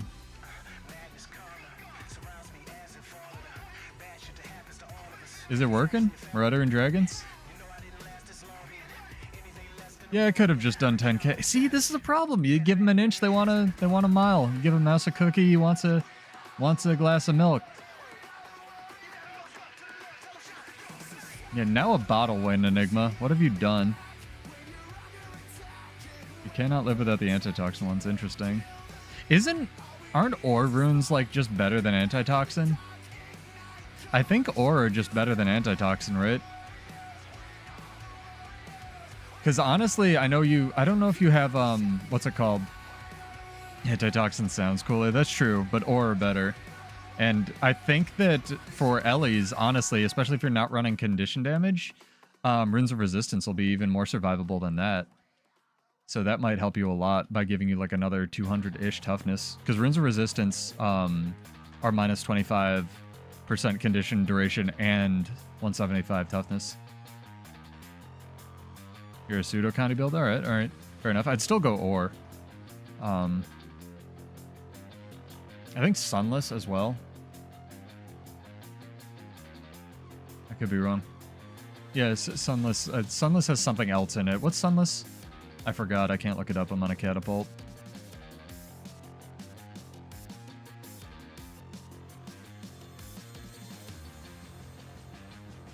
Yeah, there we go. Sunless is... Yeah, it's just condition damage. That's what it is. I'd still go... Honestly, I'd still go ore. Unless you don't have legendary runes. Did you not even get one? Did you have to make a relic? Ore is minus 25% condition duration, and sunless are like plus 300 condi and minus 15. Yeah. But honestly, Sergio, I would really go minus 20% condi duration food, like Selly with the minus 20% duration on the food, and then go something like boon duration uptime. Even though there's no boon duration uptime rune, that like leadership are pretty good for that, or even Earth, because Earth's going to give you more protection, and Ellie doesn't survive if it doesn't have protection, right? But that's just like how I would build it. I still think, honestly, here, somebody else take this so I can show it off. I still prefer this enhancement over this enhancement. Where is it? Right? Like, the minus 10% damage one is the one everyone uses because it just stacks with things, but this you don't get, like, with anywhere else on your build. So especially if you're something that relies on, like, boon uptime or barrier or anything else, I still find that enhancement on Ascended Food to be the best because it's a bigger number. But that's just me. No, it's just my preference, I guess. Leek soup. Fuck yeah. You know what I do want, guys? Sorry my mic is peaking. I'll look into that. I'm seeing it on my little levels over on the side. There's a minus incoming stun duration food. It's like loaves of saffron bread. Oh, fuck. If I got that right. I really hope I didn't get that right. I don't want that information in my brain. It's like incoming stun duration, but it specifically only stuns and dazes. I want a reduced incoming CC duration and enhancement for legendary or ascended food, right? Earn fractal relics and not do unlock. Huh. I mean, there's a lot of stuff like that, though. That's just gonna happen. This game's 10 years old. Yeah, saffron bread. Jesus, I got it right. Oh my god. That's sad. That's sad on my part. But yeah, saffron bread. I want that enhancement, but for all CCs on an ascended food.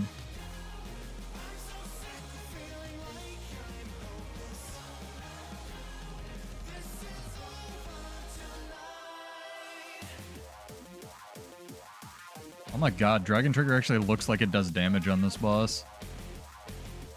How do I have that? Okay, so another problem here, Sergio, is I don't think you're in full Selly gear because I am pulling aggro of this thing. And I have barely any toughness on my build. I don't know, man. Maybe you're running the apothecary thing? I thought apothecary had more. I don't know. We can work on your build if you want. I'd be happy to help.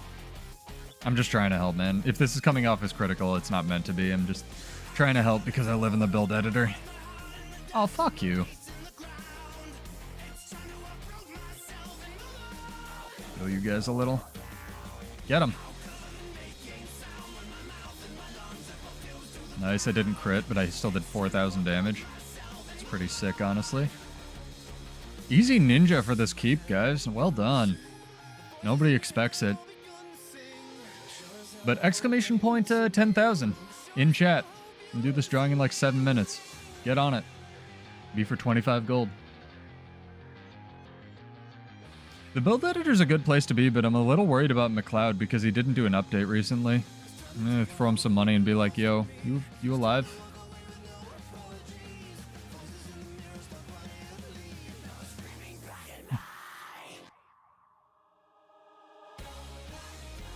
Because I don't know if I can survive without the Guild Wars 2 build editor. I might have to develop a personality, and nobody wants to see that.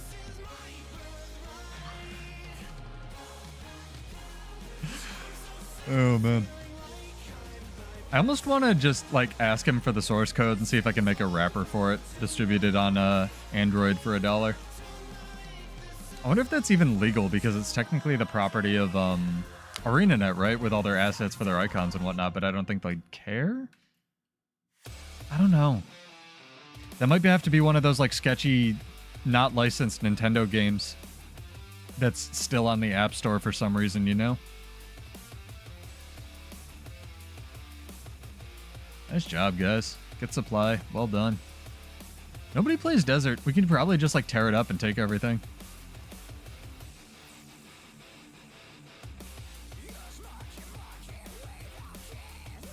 Is the challenge mode for the raid coming out with release 4 or release 3?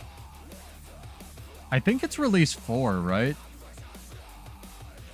Am I imagining that? Because I know it's not release 2, right? 3? Okay.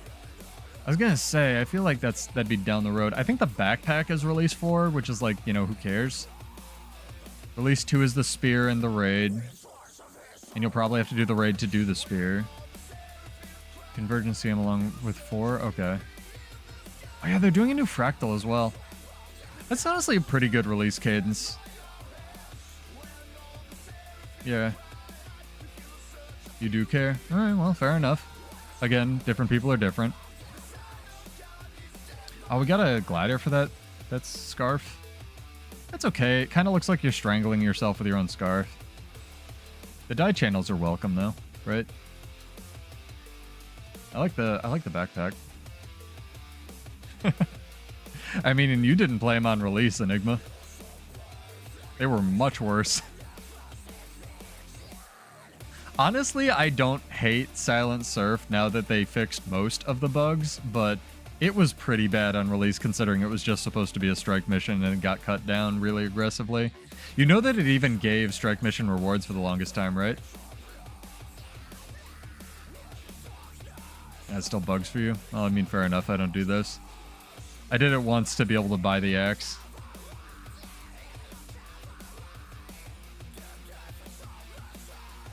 But I am working on the song ticker. I'm working more on animated emotes. As far as what's going on the back end of the channel, I'm working on the like collab edits that I've done.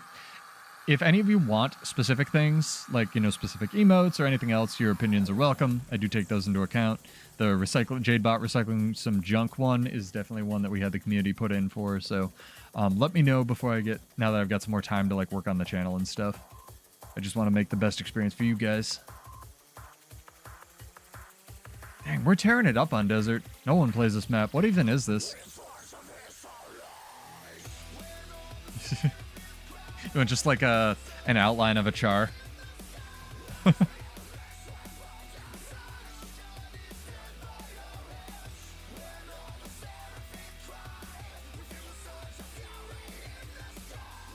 almost up to... No, I'm not almost up to 25 stacks. I was worried. I was like, I never get to 25 stacks in my builds.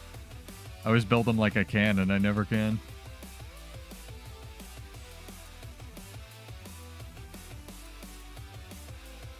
What are these? I've seen a lot of kanji, I want to say is the correct word, for characters I don't understand because I'm incredibly stupid and don't speak the language. I've seen a lot of that in chat lately, where it's just like people advertising, I guess, must be South Pacific Asian guilds in team chat. You cannot spend gold. Well, you just gotta win giveaways! Exclamation point 10,000 in chat. I think you're already entered though. Yeah. You know. Maybe the new spear will take raid currency. Oh, this is another thing that came up today when we were talking with like the OG Guild Wars 2 crew. Do you guys think that they'll do a whole new raid currency? Because they kind of admitted that gating crystals were stupid and homogenized it all into magnetite shards, right? And now with a new raid coming out, the only way they don't just instantly invalidate all of those rewards is if it's something other than magnetite, right? So how do they do that? Well, when they've already like gone back on it, I think they just do like a new currency, right? And then nerf it, you know, 6 weeks into it or whatever they did for spears. Like, I don't know, man. I'm not even that opposed to that, honestly, because I'd like people playing the raid. I don't want just, you know, people with 40,000 magnetite, like a lot of my friends, to just, you know, give up because they don't have any investment in it. Like, again, I'm not really opposed to them juicing the new champion or new weapon or new raid or whatever. I just want communication that that's clearly what they're doing, right? I mean, I guess if that puts them into liability territory, I don't know. Like, if they admit it. Yeah, there will be CM locked items, but I'm not even talking about that. I'm talking about just like the new raid like items, like the drops and whatnot, you know? I mean, I guess a lot of them still cost like 600 magnetite or whatever. So, yeah, you might have to turn this to the right a little bit to hit the wall. Oh. Exclamation point 10,000 in chat, though, if you wanted to enter our second RNG giveaway for the day, though, guys. Also, build the catapult. We have a pretty good party. While we're offline, Sergio, if you do want help with your build, make it up in the build ender and send it to me. I think there's some that are pretty good.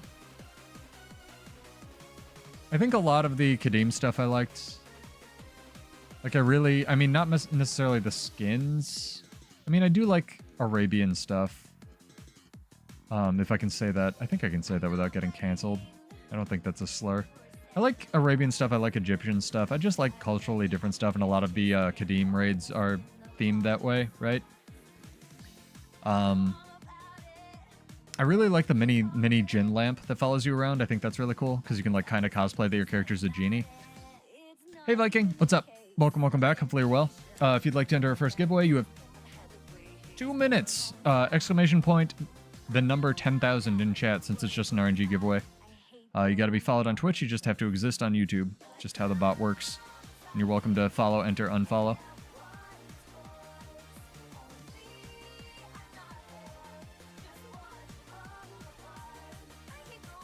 We will do that drawing in 2 minutes, probably after we take or fail taking this tower.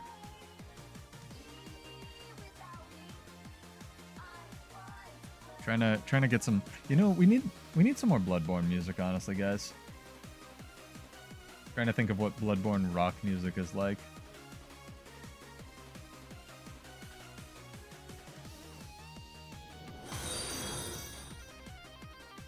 Yeah, this one's pretty good. Alright, I'm gonna be greedy and, like, get 1 stack from this guy. I'm gonna do it.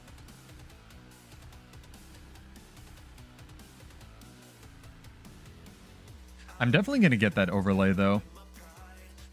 For World vs. World, the Regions of Tyria thing. I think it's really cool when you use it with World vs. World. If anyone has any objection to that, I guess let me know. But it seems like a cool thing I could do to enhance the stream quality without detracting too much. Also, people ask me how I get my game looking so good. I'm actually not on max settings. I think you can use Arc in World vs. World, but it only shows you damage numbers. You can't use it to, like, hack or anything like that. Any of the map functionality might be disabled. These are my settings. People ask me. I just turned my low, character model limit and quality down in World vs. World, and I'm definitely not on max. I have shadows on low, and what's it called?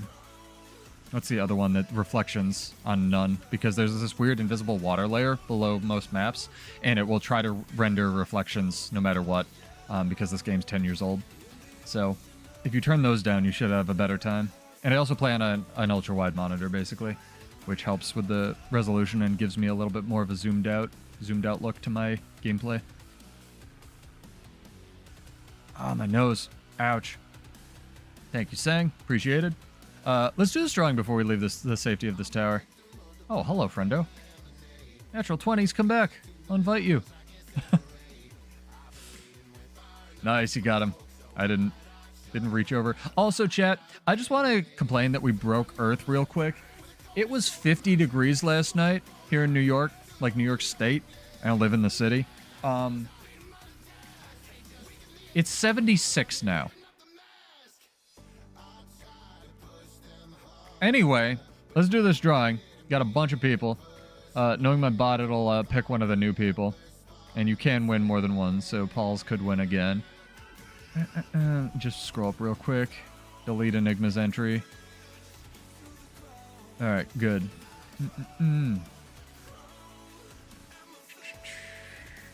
A lot of people entered. Holy crap. People not too jazzed on the raid trivia, but they like the RNG giveaways. All right, cool. Let's click this. Let's do it. I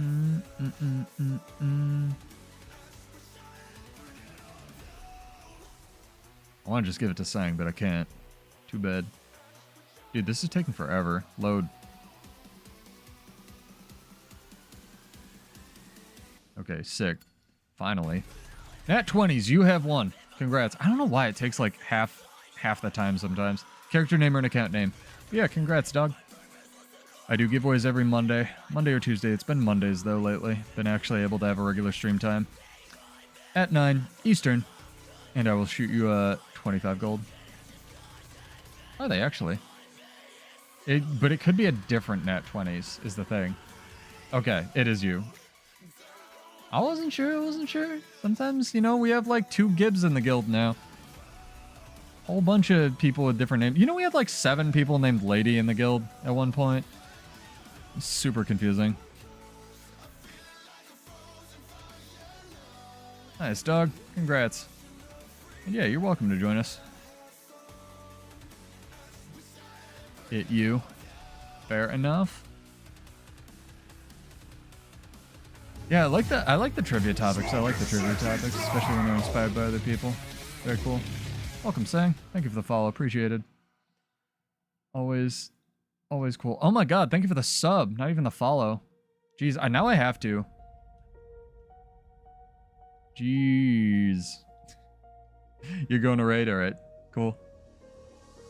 No, we need to do a giveaway for the... Now that I think we just hit our goal. With the little prime subs and resubs. So maybe we will do a fashion contest. I guess if any of the subs are here, you guys can vote and give your opinion, since all that just goes to... The subs go to the giveaways. I'm thinking like Bloodborne fashion contest for Halloween. Maybe we open it up to the community or something like that. I think that'd be pretty cool, right? Yeah, feel free to ask any questions, because this game is great, especially to drop in, drop out Viking, but it doesn't tell you shit. I'm sure you've experienced that. So if I can answer something, like something that happened while you were gone, or so, like, you know, where to get started or what class to try, feel free to ask. Like, that's half the reason I'm streaming, is just to, like, help people with their ideas and, you know, answer questions. I wanted to do a thing on the channel where I just put up a little thing that was like, you know, just, hey, I'm pseudo, ask me questions in the comments of this video. You know, yeet. Oh god, wrong weapon. I saw it as soon as I threw the sword. I'm gonna have to get out of combat. Good luck, guys. Okay, we are in staff now.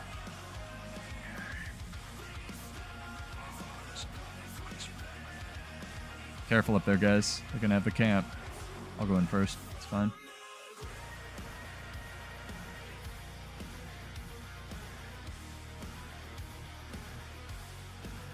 Sick. My favorite.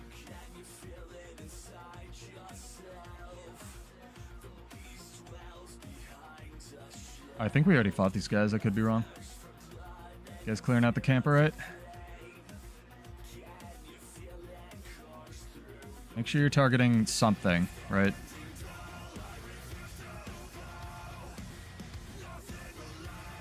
Oh boy. I got Sergio.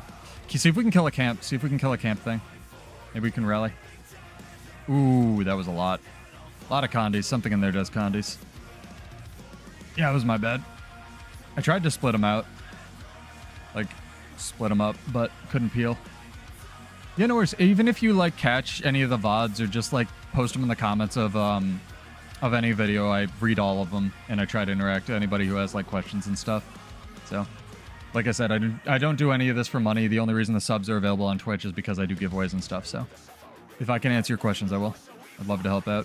Believe me, if I was streaming for money, it would not be Guild Wars 2. No offense to this game. Guild Wars 2 needs to have a world versus world only expansion, I feel like, you know? That'd be pretty sick. Like, just world versus world features. You know, the PvE people can toggle off the competitive aspect so people can't, like, BM them if they want. That's a me pie in the sky dream. That'd be amazing. Like, we're just overhauling world versus world. 12 new maps, right? Like, something like that. That'd be amazing. Team chat complaining about willbenders. All is right with the world, really. Like I said, I really, especially since the Selly nerf, I still think World vs. World is strong, and it's still, or sorry, Willbender's still strong, and clearly based on the poll, which was like, you know, 30% if that, agrees with me. Because again, my opinion is not the center of the universe. You know, it'd be kind of interesting if it was, but it's not. That's why I do polls.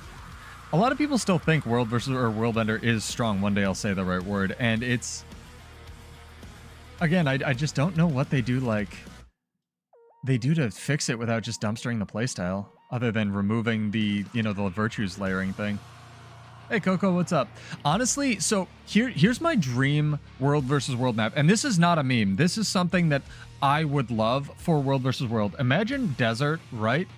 Except one of these keeps, like say Fire Keep, right? Like this area over here is underwater at different times of day. So like World vs. World has its own day and night cycle. If I wasn't choking on my own tongue, I could talk. It has its own day and night cycle. And if it, like, you know, during the day it was underwater, but it was worth double points or something, you know? Something like that. I would genuinely really like that.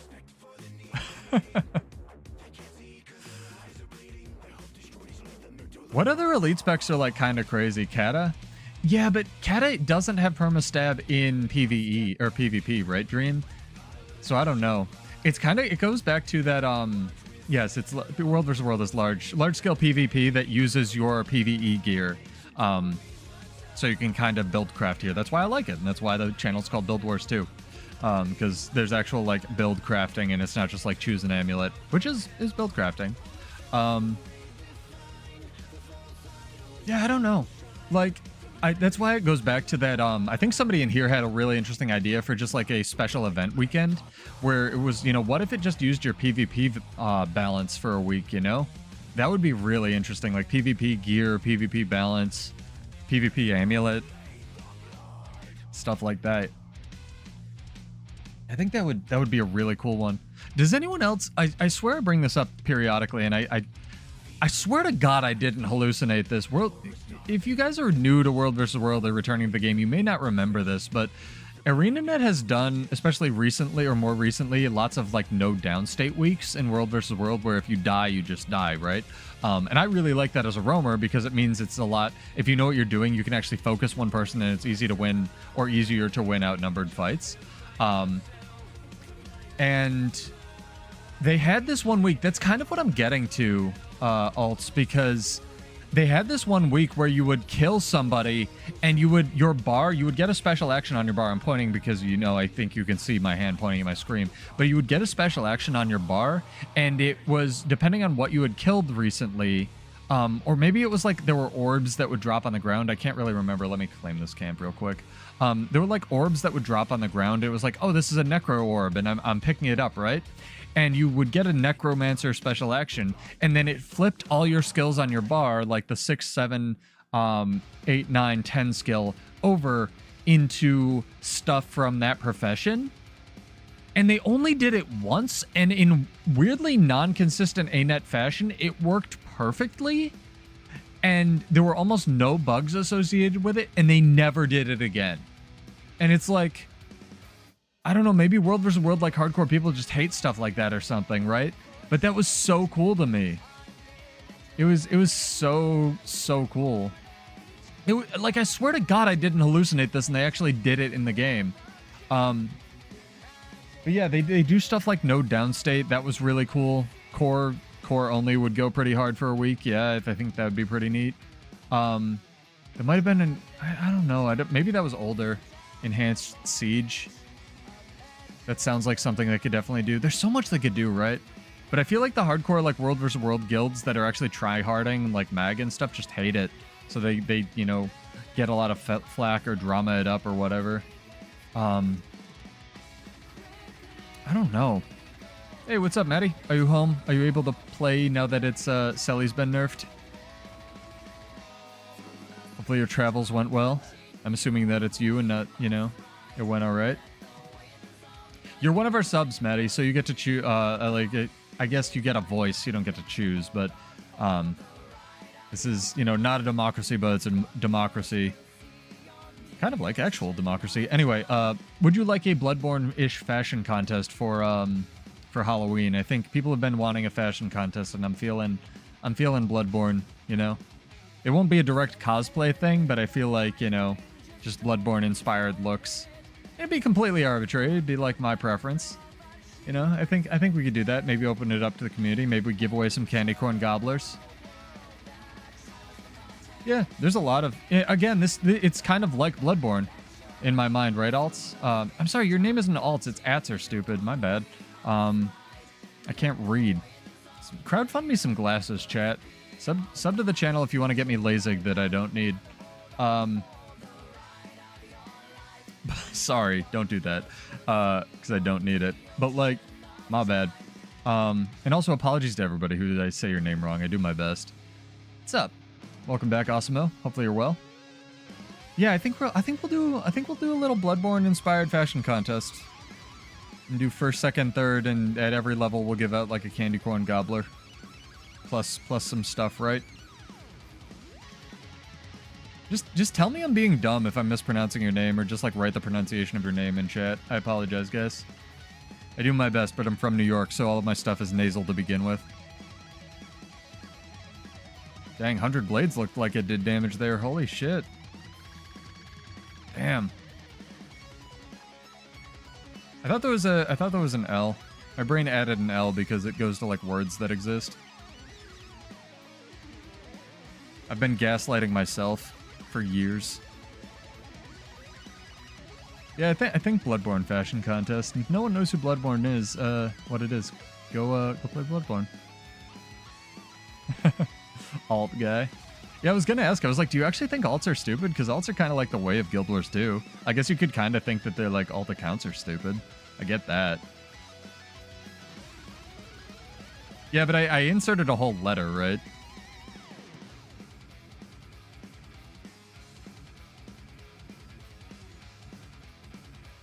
I think medium armor is gonna go hard for the Bloodborne fashion contest, though.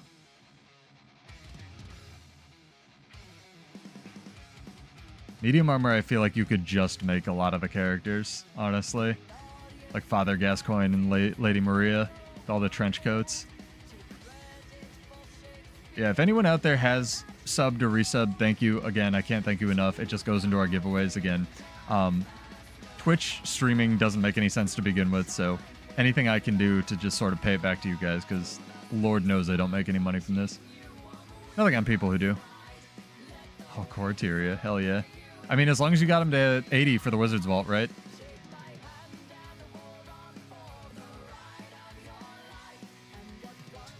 The nuts thing about me, Dream, is I have like 7 warriors or some shit, and I have like 2 thieves. But it really shows what you like fashion warsing and playing. You know? I always feel bad for people who join our guild and they think they're a big fish in like a small pond, and then it's like, no, I have the guy who like has all the legendaries or the most legendaries in my game, or like, you know, I have a bunch of people who have max character slots and enough people in my guild to crash the Mystic Coin economy. Like we got people that played this game, homie, you know. And people join the guild and they're bragging about stuff in guild chat. I don't think anyone's got... No, I know someone in the guild has to have more hours in the game than Sora does, but Sergio's definitely up there in playtime. We got people that played this game. Yeah. You think you've no life this shit? Guess again, homie. I thought I was the shit till I met Slade, and I was like, oh, they're never gonna compete with that. That's not how I play video games. Oh, they're doing the Neos meta. And it's different people, different things. Yeah, 30 legendaries. It's interesting because when the legendary oh yeah, but it's all ego stuff. But some people, some people just don't know. I think it's important to have an ego, but not brag about it, if that makes sense, guy. Like, you should take pride in your accomplishments, but trying to get external validation from your ego is, external validation stuff. Ego is something that should be taught in schools, but I think it's healthy to have There's a difference between an external ego and an internal ego, because Lord knows I have a lot of people who have imposter syndrome are some of the smartest people on the planet. And if you don't know what imposter syndrome is, chat, it's this thing. It's like my girlfriend has it really bad, where she's gotten to probably as high as she can get in her field. You know, she runs a very pretty successful daycare. She dug it out of the dirt and it's doing very well now, and stuff like that, where it's like, okay, this person deserves everything they've accomplished, right? This person is very knowledgeable. I'll again brag about her all the time. Sorry, I just saw you were running. Stuff like that. Like my friend who runs the back end of Disney Plus. Like, this dude is fucking smart.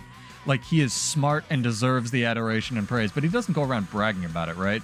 And I think if you're the kind of like Michael Phelps type character who can accomplish insane crap like that, but you learn to take pride in it internally, I think that's the healthy way to do it. But that's just my opinion. And that partially comes from me thinking I've just been shit at everything for having to fight against that for a really long time. I mean, some are, some aren't, Maddie. I mean, yeah, it's convenience, but that could be said about anything, right? Like, why have a copper-fed salvage-o-matic? Oh, because it lets me not waste time in my raid and, like, inconvenience 9 other people salvaging my gear, right? There's a line between convenience and can I actually play this video game? Oh, they took back air. Fuck. Let's go take that, just pride, not worth it. Swipe left. I think there's a difference between ego and pride. I think the words are misused because the words don't have any meaning anymore. But to each their own, I suppose. I do know a lot of people who are egotistic who are shit.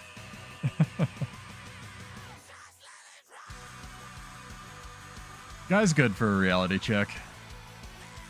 Guy's the kind of person that if I ever did win the real lottery, like the lottery in real life, I would hire to nail my feet to the ground.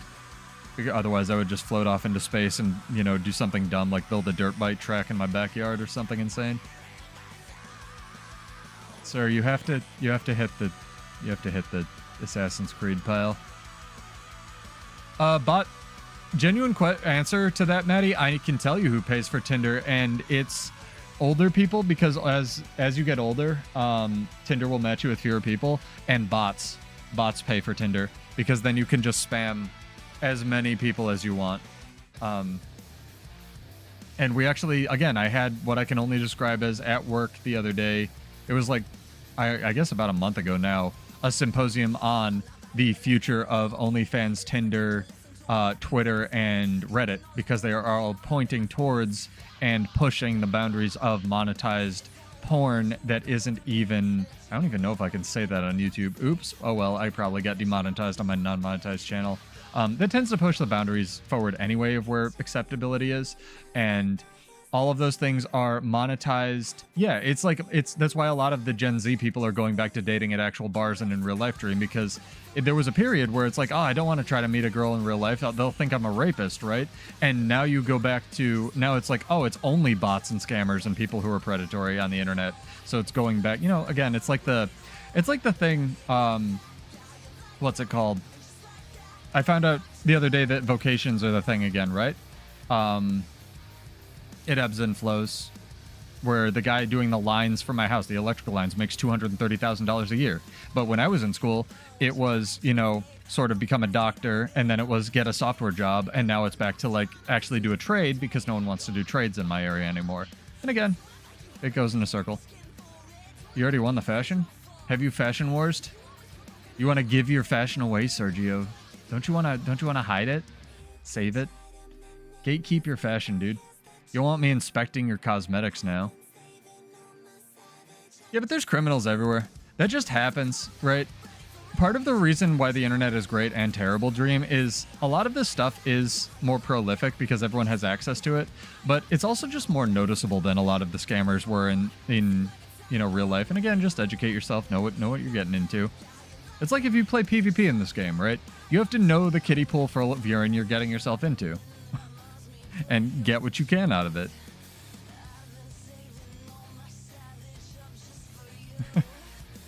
I mean, that's the other thing, is like, you have to go to things. Bars are sort of cheating, because bars, I wrote a whole paper on this, Maddie, in one of my communications classes. You have to wear clothes. I think they are.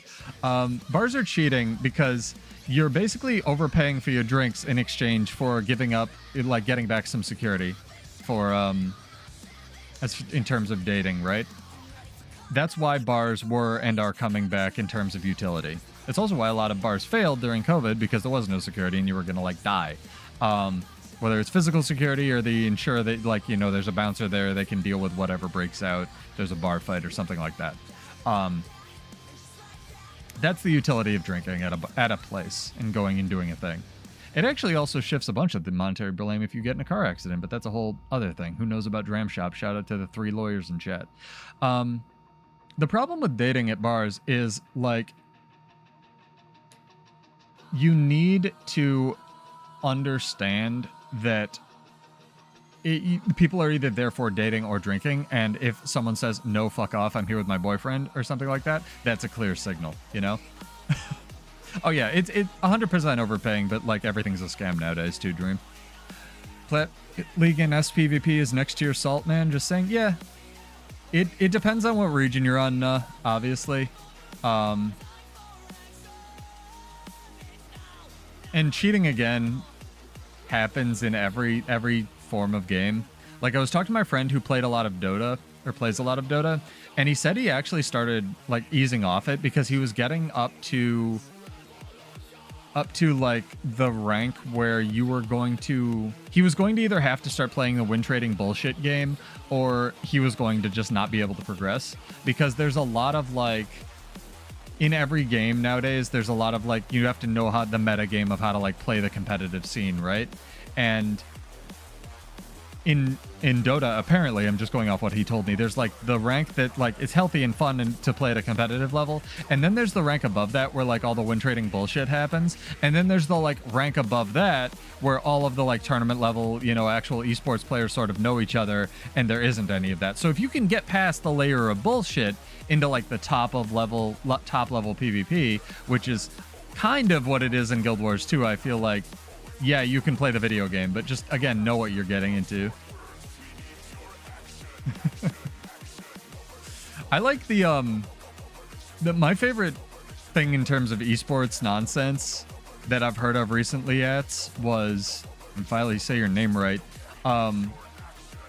the like button that you could push to report your enemy. It was apparently a meme thing in League of Legends where you could report your team for being bad at the game, and it didn't do anything. There was just a button that you could push that made people feel better, and I think that's really funny. Like, that things like that don't really detract from anything. Like, unless the zeitgeist starts shifting toward taking that sort of thing seriously, like, we want an actual button, or like, then that's unhealthy, right?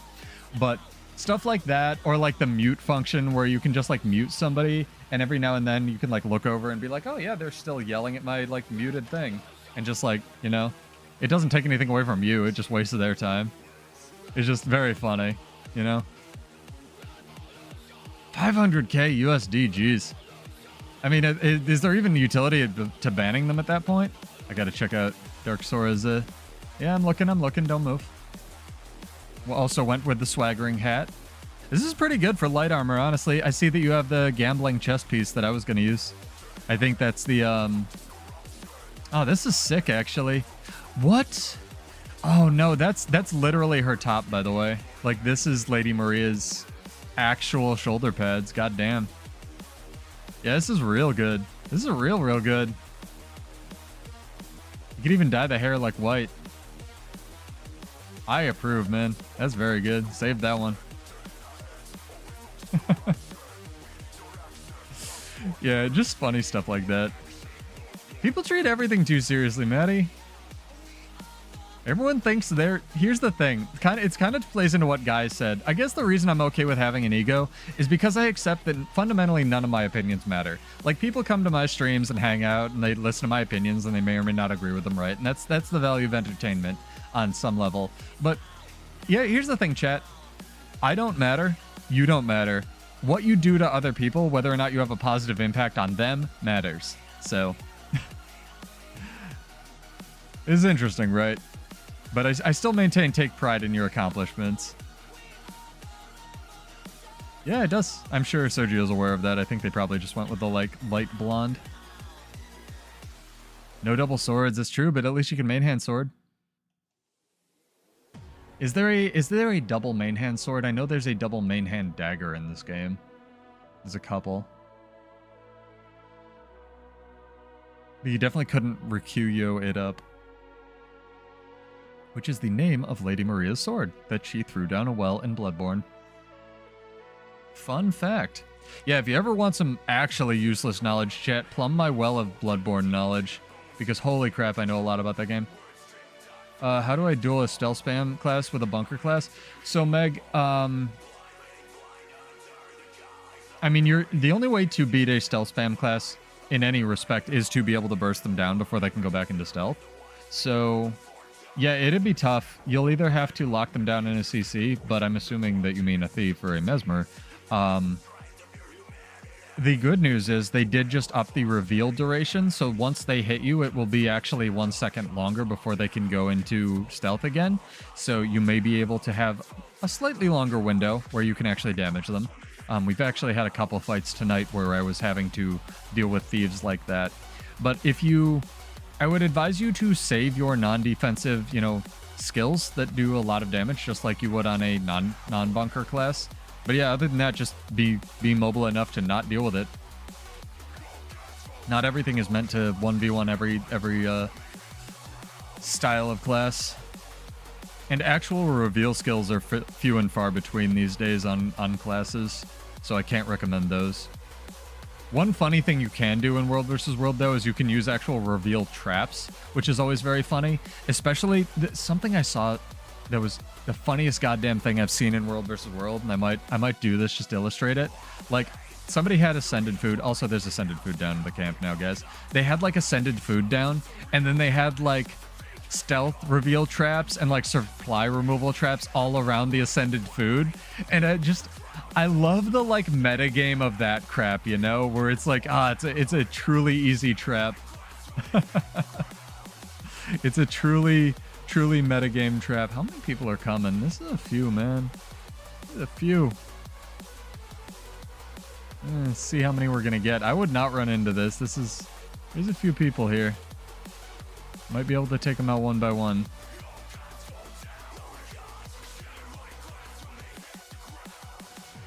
There we go. It's one down. Sick. Love to see it. Natural 20s has died. Probably got nuked down. No fault of their own. The scrapper doesn't have much health. Maybe I can get back into the camp. Play by play here. Shit! I'm in Dragon Jail, even though it didn't... Oh no, I'm in Ellie Jail. That was nice. Alright, fair enough, guys. I am porting back. Need even more stability. My food ran out. Let's blame that. Let's blame that, chat. I mean, that every fight pre-Selly nerf was Bunker v Bunker Meg.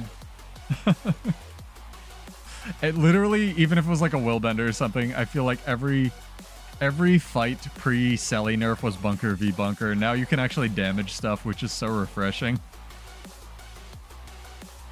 Oh, man.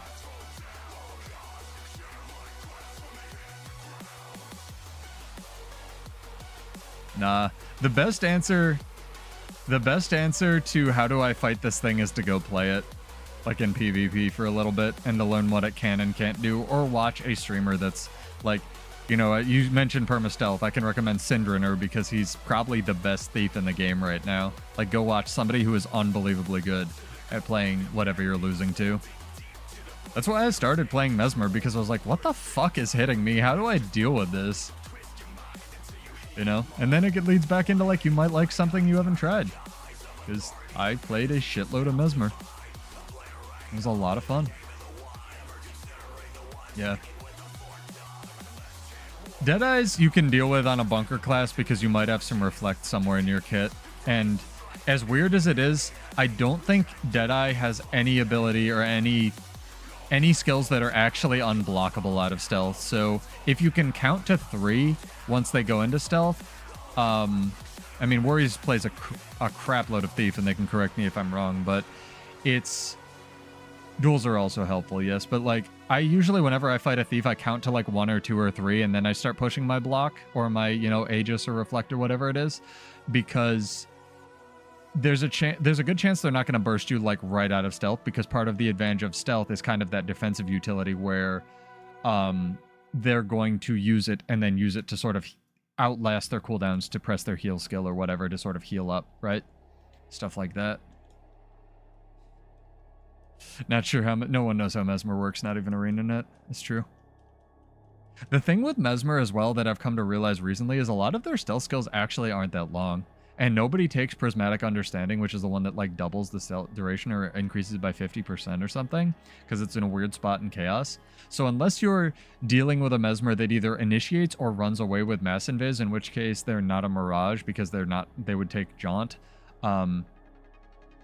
you're probably going to be able to outlast their stealth, or at least like keep in mind that they actually can't stealth for that long. Yeah, the only thing that will help you play Mesmers or fight Mesmers is playing Mesmer. Especially when fighting a Chronomancer, I would say these days, because Mirage you can kind of deal with it because you can tab target to the one with the longer buff bar. Like you can see I have some food enhancements on stuff and stuff. Again, I'm pointing at it like you can see it. Some food and enhancements and stuff on your bar. You can tab target to a Mirage or a Mesmer clone to find out which one's real because it'll have more. And the good Mirage players will actually deliberately not have a lot of that crap. You actually have to, you know, it's harder to see because they'll only have food on their bar or whatever, right? Chronomancer, it's a little bit different because all of Chronomancer stuff happens in like a split second, and there's a good chance while fighting a Chronomancer, they're going to have like 18 different things running at you.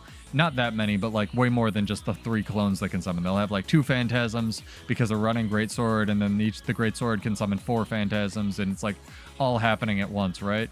I mean, that's a lot of stealth, but each of those stealth skills only has a 2-second like duration or whatever it is, Dream. So you may have a lot of stealth, but they don't have long durations, I guess is what I was going to say. And unlike Thief, it can't just repeatedly jump through or blast smoke fields. But yeah, Mass Invis will fuck you up. Kind of throws all of my advice out the window. At least it has a good channel animation, though, where they hold their hand in the air and they go, I am using this skill! And then it goes off. Oh, chat. I need to eat more. The crazy thing about this game, no matter what you play, is you look at old, like, you know, footage of people playing the core classes compared to even core classes now. Like, the speed of the game was way different.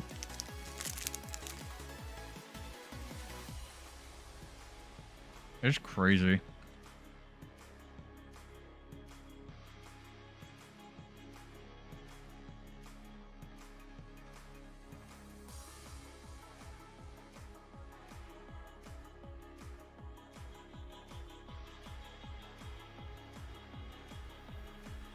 Oh, were you having a 1v1 with your pet? My bad. It's true. I like how Sergio was like, I'm doing the fashion. Switch back. Which is fair. Oh, I got a breakdance. Haven't done that yet.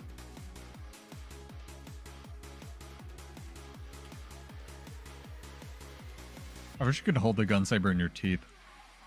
Do the shit. Yeah, I know Prismatic Understanding's in Chaos, but it does compete with the one that gives you stealth or stability on Shatter, so a lot of people don't run it. I used to run it on my Mirage until they took away the auto-trigger dueling stealth thing. That even though it had like a 300-second cooldown was really, really good, where it would just stealth you if you were hit below 50%. And that paired really well with Prismatic. And Prismatic Understanding is a good trait now, because Chaos has kind of been brought up to be a relevant trait line in current year.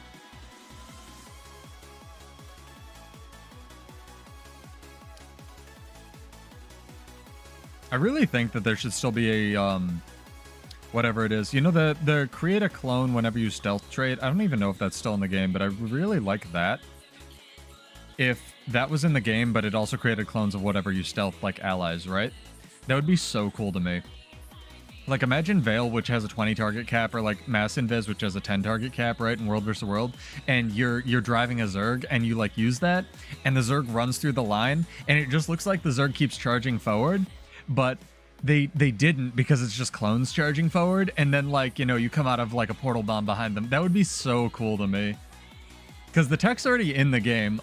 Beyond the Wall actually has a really good video on this. He's another more niche YouTuber, Guild Wars 2 dude that I watch, where he'll do like deep dives into classes that were scrapped or stuff he's found out, like by not hacking out of maps, but, you know, map jumping, map glitching, let's say, outside maps. It's really, really cool. And one of the things that he's speculated on and has a lot of evidence for was a scrapped mesmer specialization that he calls the mimic, where you maybe only got one clone. And it's honestly what I thought they were going to do after they did chronomancer, where instead of getting 3 clones, you get 1, but the 1 clone is more like a summon, like a ranger pet that you could use all of your, you know, your skills would trigger off and whatnot, and had more health and would like mimic your attacks and stuff like that. But yeah, I can't recommend that video enough. That one's really interesting. It's always super interesting to me what ends up on the cutting room floor of like games and movies and stuff. And I really want to see a lot of it, because a lot of it's like finished quality. Like there's a whole Batgirl, or what is it, Batwoman movie that's just not getting released because it's literally more beneficial for them, like Warner Brothers, to have it as a tax write-off, stuff like that. Like, fuck you, I want to see the movie even if it's bad. God damn it. It's like how, if you guys didn't know, part of the reason that, or at least this is my tinfoil hat reason, you know the Snyder Cut, right? Or the Snyder Cut for, if I can say it without like gagging on my mouth, for HBO, where he finally got to sort of release his vision for Justice League, even though it was still a cut down version because it was supposed to be 3 movies, not 1 originally, and then a bunch of stuff happened. Part of the reason, at least in my mind, that he released it in 4:3 instead of 6:9 was that Green Lantern was supposed to be in those movies. He was supposed to show up in movie 2 and be the guy that's talking to Bruce Wayne and have that whole conversation with Alfred, where that was in one of the trailers, where it's like, okay, now you show up sort of thing. And this dude was cast and paid and did act as Green Lantern in Zack Snyder's Justice League. And like, imagine that. Like, you get cast and you're like, oh, finally, all my acting career's paid off. Like, fuck yeah, I'm gonna be Green Lantern. This is my big break. And like, you act in the movie and everything, and like, then you're just not in it because of like, you know, corporate bullshit. Like, there's a dude that played modern day Green Lantern, and he's just not in the movie.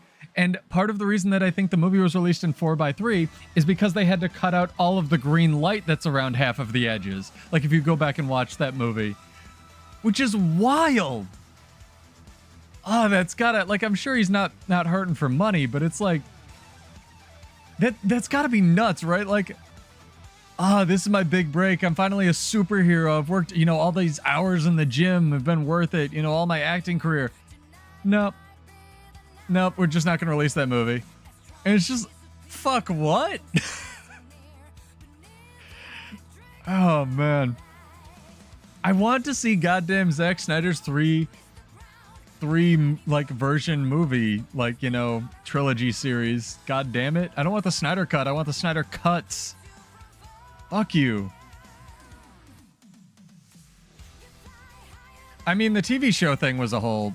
I mean, Grant Gustin was a fine Flash. Like, the Flash show is a whole different argument. It dragged on way too long, and really only the first, like, maybe 1.5 seasons are good. The other ones had good moments, and he was a good Flash, but it did that CW thing where, like, instead of having actual conversations, because it's a drama, you know, it's a drama. It's not just like an adventure show, and they only have a, you know, I say only $2 million budget for each episode, right?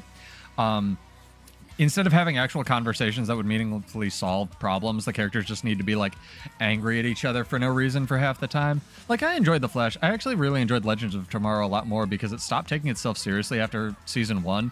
And there's literally an episode where they go back in time to prevent a Furby from being worshipped as the god by the Vikings that discovered America. And if that's not a tongue-in-cheek superhero episode, I don't know what is. By the way, my eyes are watering like shit, chat. Can you tell it's, like, weirdly warm here? gonna get banned from Twitch.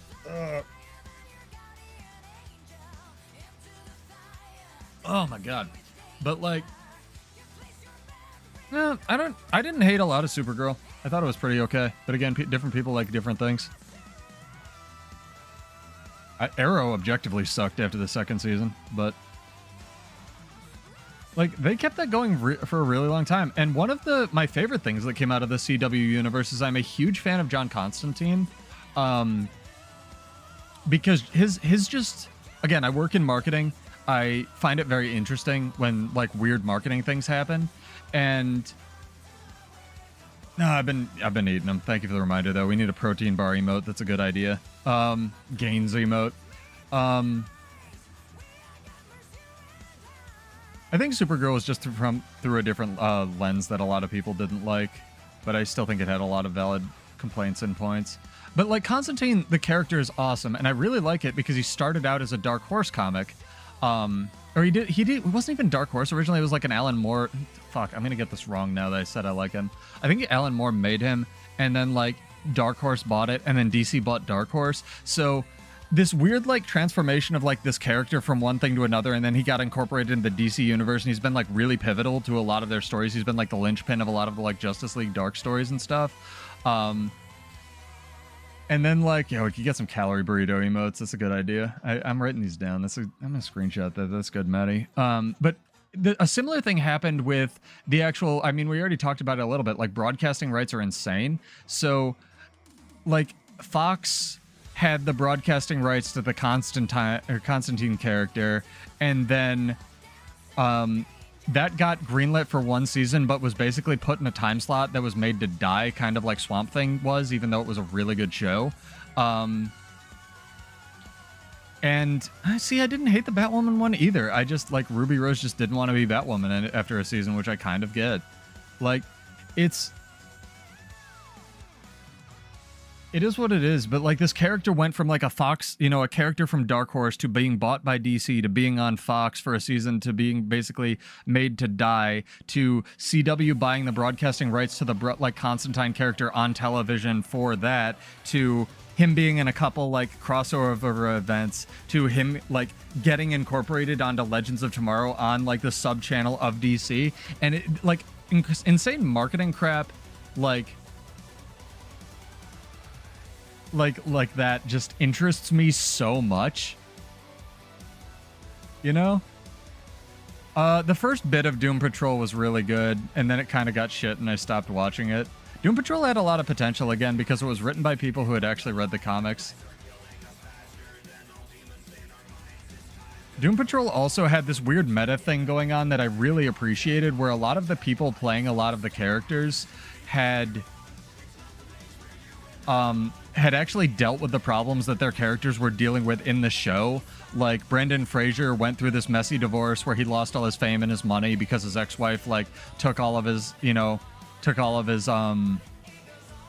movie rights in the divorce and shit. Matt Bomer, I don't want to cast, aspersions or spread false information, but there was this big... He's one of my favorite actors, the dude who plays, like, the non-burnt version of Negative Man on Doom Patrol. This is a comic podcast now, chat. And Matt Bomer had gone through this thing where he was incredibly popular on White Collar. That's actually how I model a lot of my fashion for a really long time. That's why I have a bunch of fedoras, because I'm a huge weeb.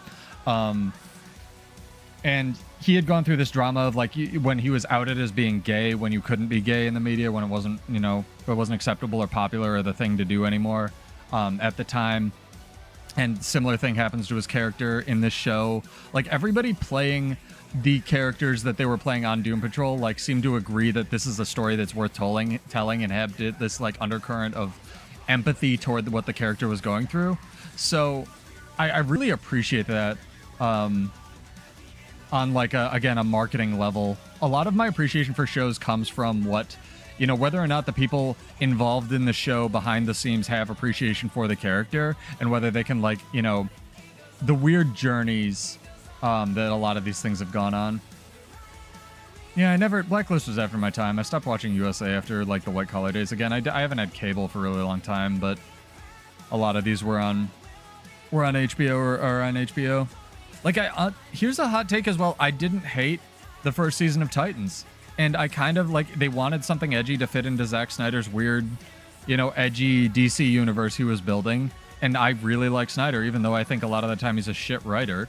I can appreciate that he does know how to film an action scene. He's kind of like Michael Bay if Michael Bay wasn't just awful. No, it's, what is it, the best quote? Zack Snyder is Michael Bay if Michael Bay filmed all his scenes in the dark.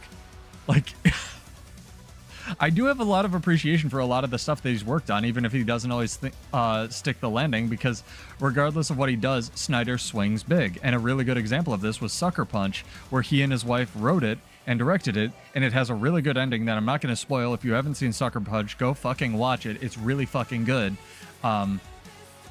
And it just didn't stick the landing because, again, it was ahead of its time.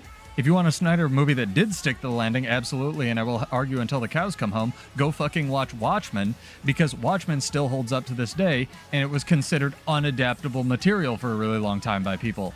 So, it's really good. And again, he swings big. Yeah, it's about... Sucker Punch is sort of about hot girls fighting monsters, but it's actually about, like... It's actually, they're like, it's meta reality, and it's like, what level of reality are we operating on here? Is this just a story being told, or are the girls actually like in a brothel being sold and using the escapist, you know, dances to fight monsters? The end, I guess I'll spoil the ending of Sucker Punch just so we can talk about it a little bit. The end moral of Sucker Punch is it's not always your story. Like, you can think you're the main character and you're not. And I think that's a lesson a lot of people could learn in real life. Like, you're not the main character of existence, and that's okay. Sometimes it's not your story. And that's, you know, without spoiling the story too much, I think that's a lesson a lot of people could, like, learn from that. But, it, you know, it was before its time. People were like, what the fuck am I watching? You know, there wasn't this big, you know, zeitgeist discussion about, like, comics and shit. So a lot of people didn't get it. And that happens with a lot of movies. I don't get a lot of movies. I'm too stupid. Yeah. It's a really good movie, though. Again, like, Zack Snyder, visually, his movies still hold up to this day, even like Watchmen was to this day. Yeah, and obviously Sucker Punch is rated R for a reason. Like, it's... And a lot of his stuff is just insane crap. Dune is... I mean, the thing with Dune is... I have an appreciation for the modern Dune movie because they made a conscious decision. Yeah, exactly. You had to research Dune. They almost made Dune with the consciousness, like the conscious effort of, okay, people are gonna have to look some of this shit up, because there was Dune is a book series, let alone an individual book, where there is way too much. It's kind of like Watchmen, where it's unadaptable. Like, a lot of this stuff is just unadaptable because there is too much background to try to cram into a movie. So I respect the Dune movies a lot, even though it's getting more mainstream these days, and I like to be a hipster about a lot of my crap. Again, chat, get on my level. I listen to bands that don't even exist yet. But, like, jokes aside, I have an appreciation for the director of Dune because A, they read the books a lot, and B, they made this conscious decision to just, like, include a lot of the details that were in the books, like the mentats blinking and looking up to their, you know, hooking up to their weird bio-neural network, without actually explaining it, because they were like, we won't have enough time. There is not enough runtime. We're already going to be cutting out a shitload of stuff. There is not enough time to explain all this crap, right? So it is what it is, right? And that's really good, because then people who want to learn about it can go look it up and be like, oh yeah, it's neat. You know? Yeah. All of this other stuff that's going on in the background of Dune. It's like, oh yeah, that's happening. We included it. Here's a dig for the fans. It's kind of like the just, you know, the jingling keys references they put in Marvel movies, where it's like, here's 100 references you missed in the Deadpool movie. It's like, yeah, that's nice, but that's just kind of the equivalent of jingling keys, like, to a dog. Like, you recognize the thing. And I kind of don't like being treated that way. I like the, you know, here's some stuff from Deadpool's past that we included and is relevant. It's like, okay, that has more meaning to me. Sort of deal, you know. But I have a huge appreciation for the people who made the Dune movie, especially because that's another one that was stuck in production hell a lot of the time, or for a really long time. Here's a good one, chat. What's your favorite superhero movie? Because I guarantee you guys won't be able to get. You know what? I will give 25 gold, and I'm gonna set this up. 25 gold to anyone who can guess the name of my favorite superhero movie in chat. Exclamation point, the name of the superhero movie. Again, you have to be followed on Twitch just because of the bot, but you're welcome to follow, enter, unfollow, or just enter on YouTube. I'll give you 25 gold if anyone can get it. And you're welcome to say the names of your favorite ones as well. Because I guarantee what I appreciated as my favorite for a superhero movie, oh, we're fucked, does not line up with a lot of people's. Can you get down here? I don't think you can. I think we're just dead. Oh well. We tried. Bible, man. That sounds interesting. Haven't seen that one. I thought someone was gonna guess Toxic Avenger right off the bat, honestly. Up, shit. Exclamation point Deadpool if you wanna enter that one. I have huge appreciation for Ryan Reynolds leaking the Deadpool footage just because he wanted to leak it or wanted to play it. Green Lantern is an interesting one.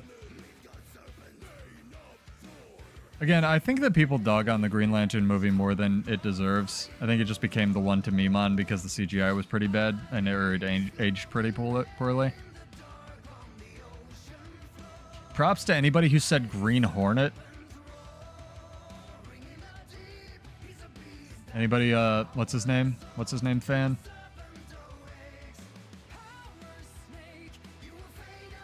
I mean, I was almost going to say it was Constantine, especially since superhero movies got really popular and Keanu Reeves wants to play him again. What tier are we in World vs. World? I don't know, whatever tier this is. We're tier Hall of Judgment versus Domain of Torment, Lascardus. Colin, be happy to fight you. Yeah, it could be Indiana Jones. I think those qualify. They're pretty supernatural. Punisher 1 was pretty good. Yeah, Snyder's Superman. Like, I like the idea of Snyder's Batman and Snyder's Superman because they were different. Like, Superman as an external god that is not tethered to any, like, his only connection is, you know, to humans. And once he, like, the reason he doesn't kill is because he had to do it once. And, like, he knows that if he keeps going, he'll just become, like, a god, right? Meeting out his own judgment. I like the idea of that, just like I like the idea of Snyder's Superman or Snyder's Batman, of where it's just like, what is this? Oh, it's a Batman that's been doing this shit for like 20 years and he's just kind of like done. Like he's maybe not like outright killing people, but he's just like not pulling punches, you know? Like not pulling his punches as hard as he was once upon a time. Like he's just kind of done taking shit. And then Superman and Batman, when they meet in like Superman, you know, v Batman or whatever that movie was called, like temper each other, you know, one humanizes the other, the almost, you know, the god that's the external god, and the other one, like, you know, actually gives perspective to this human where it's like, you know, morality to this Batman. I like a lot of the underlying ideas to Snyder's movies. He just has a really bad, like, he is kind of assumes that the audience is just on board a lot of the time, you know what I mean? And it's just like, no, I didn't fucking get that at all. With a lot of his stuff.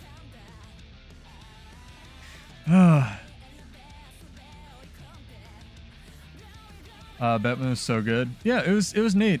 And again, a lot of the Ezra Miller being the Flash thing, or Wonder Woman being played by, you know, a person he may or may not cast. Like, a lot of this just comes down to who's running that movie and then them having to incorporate it. Honestly, I like the idea of the Robert Pattinson Batman movies because Robert Pattinson is a huge fucking nerd.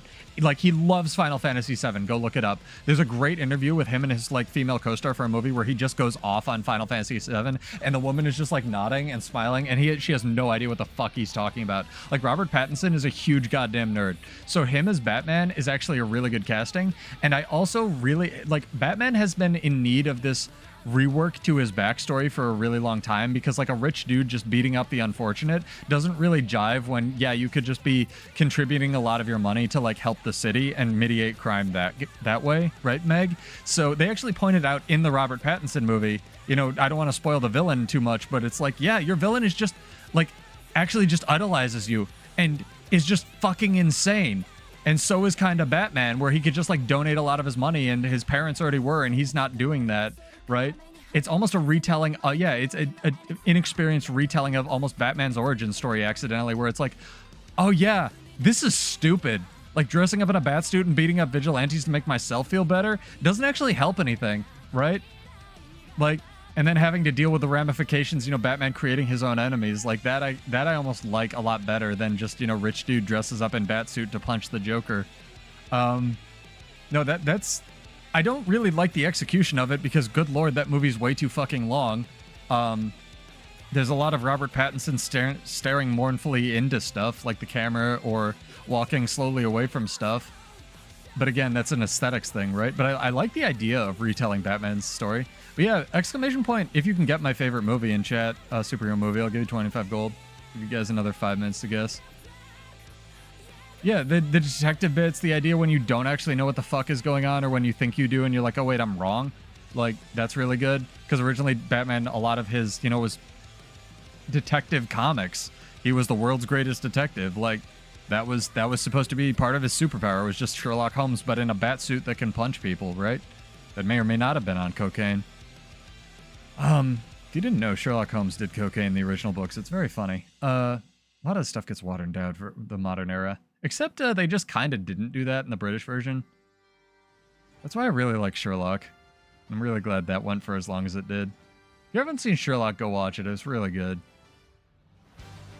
That was amazing. What's this going to have? 3 episodes every 2 years because we're Britain, and fuck you. What are they going to be? Oh, they're all going to be really fucking good. How long is this going to run for? Oh, like 10 years, dude. It's going to build, what's his name's entire, like, acting career. All right. Benedict Cumberbatch. Cool. I also really like the idea of what's the final villain in Sherlock. Oh, it's basically a version of Sherlock, but just like God level. Like what's left for him to fight, you know, once Moriarty's done. Or they just have to keep ramping it up to the extreme. Welcome back. Yeah. I might just spoil this for you guys. I'll give you a hint. This came out. It didn't come out recently. No, it's not Constantine. It almost was, honestly. Especially since Keanu Reeves, now that superhero movies kind of got popular and then aren't popular, but I feel like this would still do really well. He wants to do another one. Even though he said for a really long time he didn't want to do another one. I really do like the Constantine movie. If nothing else, because it's really weird and it's almost not a superhero movie. It's almost a horror movie. I maintain that if you had dyed Keanu Reeves' hair in that movie blonde and given him a British accent, it almost would have been a 1-to-1 perfect Constantine movie. It was just a very Americanization of the character. Like, it's a really good film. All of the characters are perfectly cast in it, like all the actors and actress, I should say. Very one notable. I guess there's a couple that are very good. Shia LaBeouf can actually act in that movie before he went insane. He's a very annoying but stomachable version of Chaz. Like, that movie's good. I might go watch that tonight, actually. No, Constantine would probably be my second favorite. Think about what I've talked about if you're trying to guess ats. Let's run around in this circle. Let's go take some stuff in the middle, chat. Maybe get this, Well, that's the thing that I maintain that... I guess this will be your hint.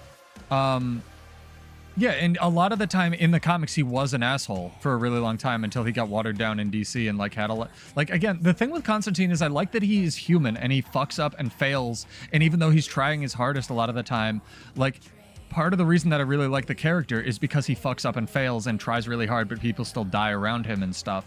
And, like, even though he's doing everything that he could, he's not a superhero or a Superman or a Doctor Who type character where just his existence solves the problem, you know what I mean? Like, stuff like that. Deathstroke. Did they even make a Deathstroke movie? I know they were planning on it. That's why they weren't allowed to use the character for a really long time in Titans. But I love seeing a character like Constantine have to interact with characters like Superman since they're in the same universe now because of what they represent like that, where it's like, oh, what's this character? Oh, I wanted you to stay capping that shrine. God damn it, natural 20s. Sorry, should have said something. I like to see characters like that where they do fuck up and fail and stuff like that, where they have to interact with these like omniscient gods that always win at the end of their story, right? Like Superman usually solves the problem. It's back to status quo. Not always, but you know, his story isn't about a contest of strength, where Constantine is like, you know, oh fuck, and that summarizes all of his stories, right? Like, oh fuck. No, I think said Batman or Man of Steel, and we've been talking about it. Yeah, I really like Snyder's movies, even if he doesn't always stick the landing. I like the ideas of Batman v Superman a lot more than I like the execution. I like the Man of Steel movies, even though I don't like the execution. And I liked both Wonder Woman movies. I don't hate them. I think that for what they were fine. Again, I think a lot of people dog on female characters just because they think they're written poorly. When they're not trying to be for you. Like, if you didn't like the Wonder Woman movie or the Supergirl show, it's just not for you. You're not the target audience, and you don't have to be the target audience of everything. Not every piece of media is for everybody in that genre, right? It is what it is. Different people like different things. Not every piece of superhero media I consume. I fucking hated the Ezra Miller Flash movie. I know there are people that liked it, but that's more that I find Ezra Miller really annoying as a character, and I don't think he fits Barry Allen at all. But again, I'm not going to push my beliefs onto other people for that. The animation, the CGI in the second Wonder Woman movie was dog shit. Like, again, I think you can like a thing without liking every aspect of it. That's why I play Guild Wars. This is a good game, but it's got its faults. Wonder Woman's story, like, it's kind of like saying, the thing with the Wonder Woman movies is her story isn't about a context of strength. It's like how Superman stories aren't a contest of strength, right? Superman stories, at least a lot of them that are written well, are home versus heritage because he was made by Jewish immigrants. So his you know, he was created as a immaculate solution to impossible problems. So it's the question is usually not like, unless it's written poorly, can Superman punch harder than whatever he's fighting? That's what it comes down to, but it's always a question of whether or not he can accept this piece of himself, right? Conversely, Batman all of his stories are dealing with an aspect of his fractured psyche that, you know, dealing with trauma. And the way they exercise that and tell that story is through the lens of his rogues gallery, where they all reflect a piece of Batman. That's why Batman has one of the best rogues galleries in comics. Conversely to a lot of this is, like, a lot of these meta ideas is something like Marvel heroes, where they sort of almost represent, wow, you guys are bloodthirsty. They, like, things like Tony Stark or like different Marvel heroes like Captain America are more of discussions about a certain issue. Like, for a lot of the time, Tony Stark was his battle with alcoholism or his battle with wealth. His ability to, you know, Tony Stark's character is built on the realization that, oh yeah, I shouldn't just profit off the world military industrial complex. I should, you know, pivot my business that was built on war to actually helping people. That's what his character is. And they do, you know, the first scene when they introduce Iron Man in the movies, it's one of the reasons the first Iron Man movie nailed it, was absolutely gung-ho right out of the gate. They start him in Afghanistan, getting, you know, witnessing all of this with his backstory of, yeah, his armaments are going to kill him, right? So comics aren't dead. Comics ebb and flow. It's just popular to hate comics now. There's still plenty of good comic movies. Guardians of the Galaxy 3 ruled. It's a really good, heartfelt movie that will, if you don't cry during Guardians 3, you don't have a fucking soul. Written by somebody who likes comics. There are also movies that are bad, like that Marvel has farted out. Absolutely. Like, it is what it is, but a lot of that comes down to marketing decisions. Like, the idea of a lot of the miniseries hasn't been bad. It's just that things like Echo were dumped in a weekend and cut down to 5 episodes to juice box office numbers. And that's where, again, there's a term saved in the edit, where movies like Jaws can be literally saved in the edit. And something can also be killed in the edit or killed in the release, right? And something like Echo was that, because there's a cool story in Echo. It's of a drifter weaving in and out of town, like a Native American drifter for a change, going back to a largely Americanized town, and like the, you know, the opposite lens of the story that would tell. But then it's like 5 episodes and the character doesn't actually get any meaningful characterization.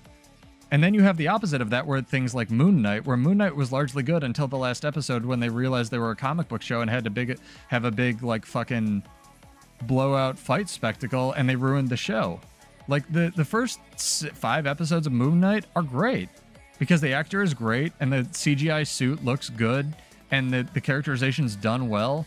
And the last episode just sucks. And I like that character. Things aren't just good or bad. All right, chat. Last guesses for what my favorite comic movie is. Nobody got it, which I'm surprised by. And it's going to be an unpopular answer. I guarantee none of you out there liked this movie, or maybe you did and you're awesome. Yeah, exactly. And then it's like it has a big CGI blowout fight for no reason at the end where Khonshu fights a fucking crocodile. It's like, you didn't have to do this. You could have just, like, yeah. Yeah, and it is like, that looked fine, but the last episode was so fucking rushed that it's like, where did this come from? You know, they have this big thing where they lead up to the other Egyptian gods and then they all die off screen. No, it's not fucking Suicide Squad. I hate those movies. Civil War was really good. That's a really good guess. Because Civil War also would play into the whole marketing thing if it wasn't supposed to be an Avengers movie and then turned into an Avengers Light movie.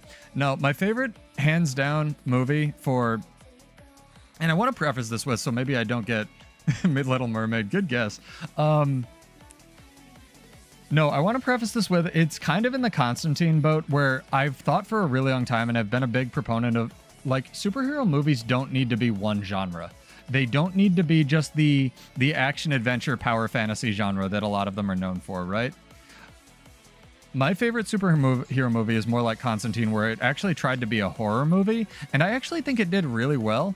But again, it was stuck in marketing and development hell for so long. Like, this movie was done for 3-4 years. Oop, we got to fight. Maybe you guys have to wait. Oh, it's an even fight too. Okay, what am I going on? I'm going on the druid. Where's the druid? There it is. I'm going on this druid. Here's your hint, chat, for anybody playing along at home. It was stuck in marketing hell for a really long time. Oh, they have a little roaming squad. We're probably fucked here. Yeah, they have their roaming squad. This is a boon ball. It's a mini boon ball. Oh, I kind of love it.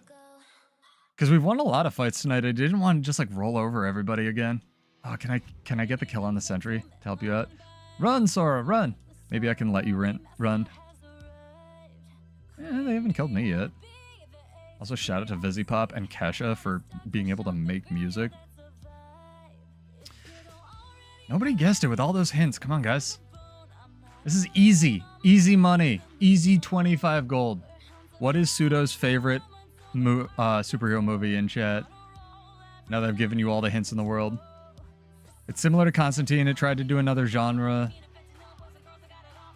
Morbin Time. That one weird, edgy adult Power Rangers movie that insane dude released on YouTube, and now he's, like, running the Devil May Cry series or some shit. I think those are the same person. Like, that thing was pretty cool. I always thought adult Power Rangers would be really good. Too bad, you know, Tommy killed himself.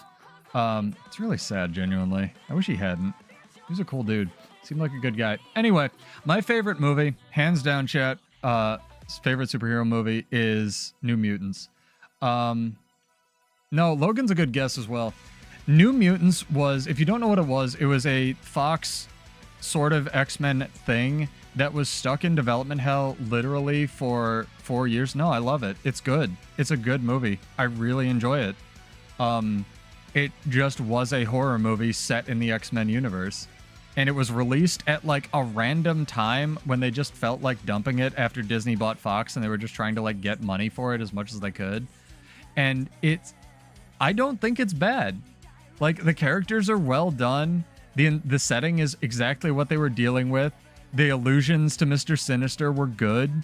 Like, I think that people just dogged on it. Like, I don't know. Like, change my mind, man. Like, I'm open to being wrong. I know a lot of people just hate on it, but, like, I really like that movie. I like it because it was done for, like, 4 years, and I really wanted to see it. I like that it actually got released, even if it was at a random-ass time.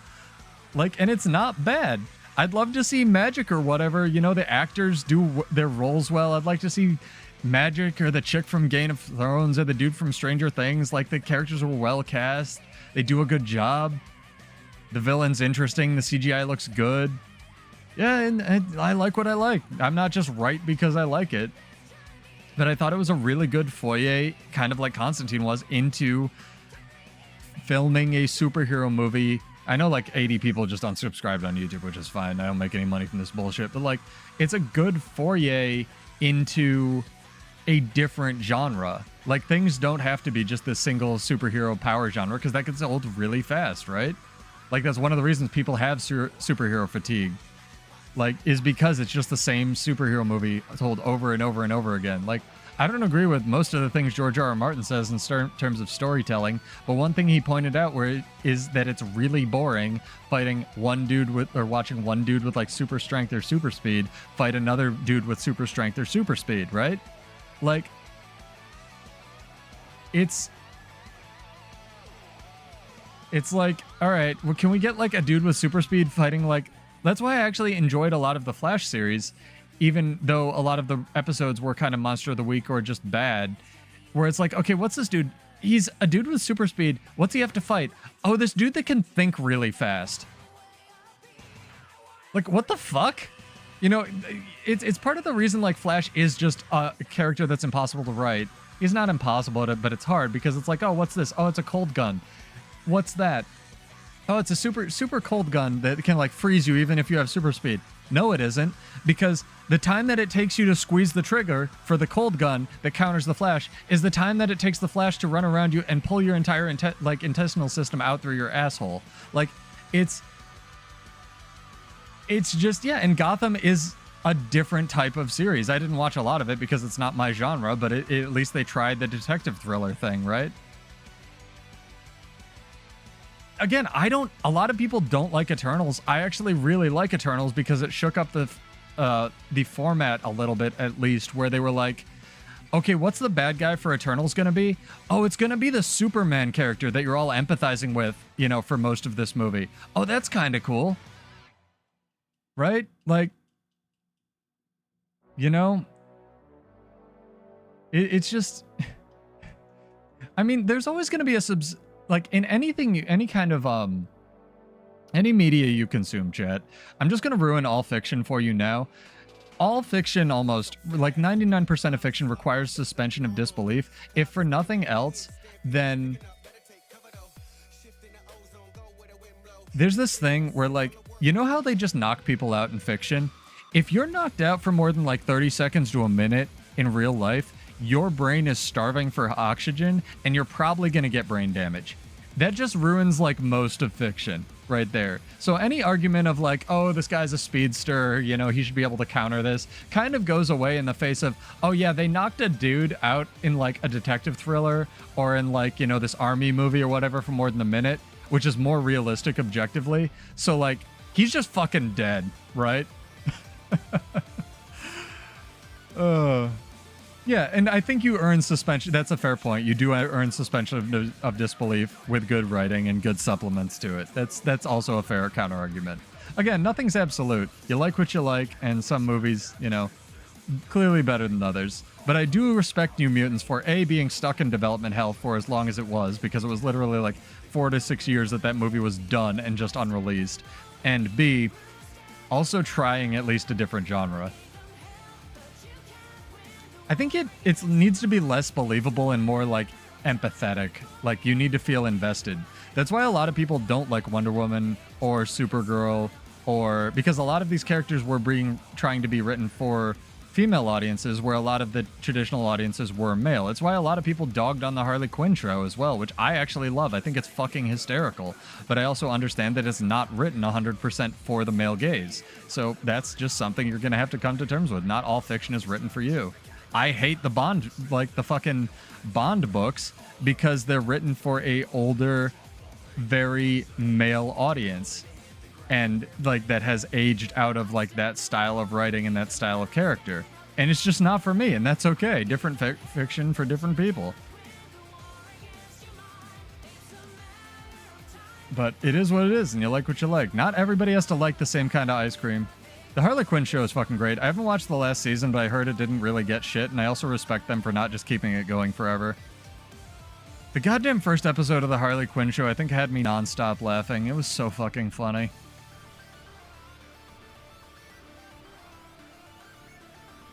Yeah, exactly. And here's the secret to the internet, chat. It's okay to have different opinions. Also, why are you guys dead? What are you fighting over there? How many are there?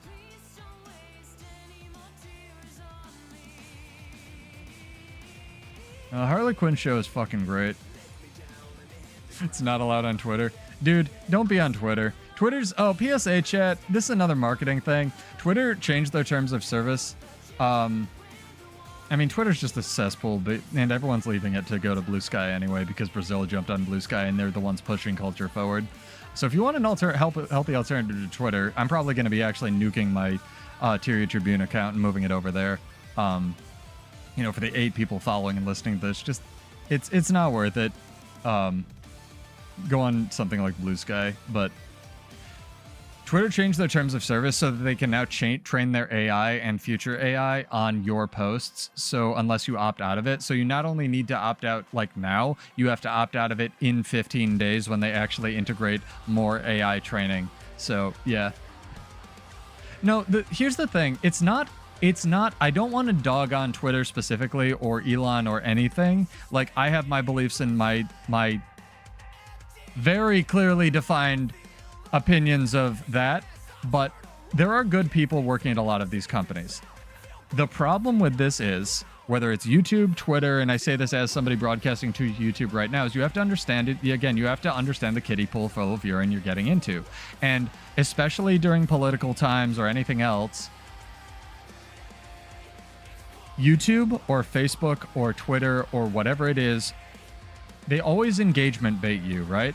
They always engagement bait you. And whether that's showing you stuff that you deliberately don't... Like, if you want a fun exercise that'll illustrate this, chat, open Twitter or YouTube or any of these things in an incognito tab and refresh the page 5 times, like I've said. This is like 90% of my job is understanding this shit. And it will show you, you know, stuff from the left and then stuff from the right and then stuff from the left and all it is and then stuff from the right, and it's exactly 50-50. Whatever it is, whether it's I love dogs, I hate cats, vice versa. And it is just to get you to engage with and spend more time on the platform. It has nothing to do with pushing agendas. Granted, Twitter is owned by someone with his agenda, so you have to be aware of that agenda, right? Just, again, know the stupid you're getting into. It's just like, I don't like Mark Zuckerberg. He doesn't like people. For a while, I was using Facebook there. I have to understand that I'm using a product made by somebody who thinks of people as disposable. It is what it is. Whether that's, you know, any billionaire. They all suck. No one with $1 billion, unless they got incredibly lucky for having a good, well-timed idea, earned it organically. It's not how capitalism works. I do respect Mark Zuckerberg, though, for just blatantly not giving... Like, I don't think it's good, but I respect... At least he's... Let me put it this way. I don't really respect it either, but, like, at least he's doing interesting things with his money, right? Like, he's buying a volcano island. He's literally buying a part of Hawaii to have, like, you know, hunt people on or whatever. And I say that almost not as a joke. I don't know what he does in his spare time. The amount of people with islands, though, that have done sus things, we should probably look out for that. But, like, at least it's something interesting with his money, right? What do a lot of these fuckers do? Oh, they just, like, bully people or push their own agenda, or they buy another house in, like, you know, another part of the world. Dude, if I had Bill Gates money, I wouldn't have a fucking mansion or a castle. I would have a goddamn sky fortress. Like, I would literally have a floating castle with some kind of, like, drone-patrolled sky moat around it. Like, just something insane. Like, I would buy a city and fill it with nothing but trumpets. Like, just something fucking insane. Right? Right, and that's why it's shit, Dream, is like, you know, then... I mean, I don't respect it. I don't want Mark Zuckerberg to buy a volcano island and shoo all the natives off his land. Like, that's clearly not good. I don't want Elon Musk to be pushing his political agenda for the, you know, the election. That's probably not good. I don't want really anybody doing that, and I think all campaign funding should be illegal, but it is what it is, right? Like, at least Mark Zuckerberg, with his awful means, is doing something that's kind of fun to watch out of the corner of your eye while it destroys the world. I get that more than I get buying just a, you know, another house somewhere, right? It's just fucking weird shit, dude. But again, no kings, no gods. The ancestor worship or any kind of, like, deity worship is not healthy, chat. Put points into you. This has been my TED Talk. Hopefully you learned something. I feel like I'm really keeping to the keep the community small aspect of this, because every stream I will probably get as many subs as the number of people I piss off accidentally, because I do try to keep political and religious stuff out of chat, because one of my hard rules is like, this is a video game thing but for fun. But like, you know, the world's kind of on fire right now, so yeah, it's kind of unavoidable. Just take solace in the fact that if there's something upsetting you in the world right now, probably there's 8 other people being upset by the same thing. And the only solution is to talk about this with other people, because no amount of force or policing or gun banning or legalization is going to do anything to solve any of these issues. Oh my god, it's another Blade Sworn. Cleave, cleave, cleave. Oh no, they called their whole Zerg. Run away, run away. Oh man. Well, I just, you know, education doesn't stop when you finish school, Dream, and I've learned a lot since my time being on the internet. Oop, died. And if I could pass on some of the things that I've learned and have a positive impact on people, that's all I want, right? You know? Yeah, that's why I don't really agree with, like, even if you just look at it from a, you know, even if you take any kind of political agenda out of it, what Elon Musk is pushing doesn't really make sense, because it's like, oh, we're making a pact for free speech. That's cool. A lot of people don't disagree with free speech, Elon. And then we're also making a pact that supports, you know, guns. And it's like, okay, those two things aren't related. They're completely separated. Like, the second one is a form of intimidation. The first one is a form of communication. Like, they have separate functions, and there's reasons, you know, maybe outdated for each one, and probably could be modernized, that each one is protected in our Constitution. Like, and if you don't want to talk about it or have that debate or being open or being wrong, like, yeah, that's a free speech issue, but good lord, you can't have a free conversation with two people holding guns. It's like, fucking completely separate. The fuck? But no, people are just undiagnosable Lego pieces that'll just click it into the puzzle piece that fits their own beliefs in their brain without thinking about it. But again, I'm not the main character of existence. I believe you should be open to talk about things. Because I'm open to being wrong about stuff, but I'm not going to talk with someone else who isn't. That's just a waste of your time. You know? Jeez, where can we go, chat? We've fallen into the trap of desert where we just like run around the borderlands talking about shit.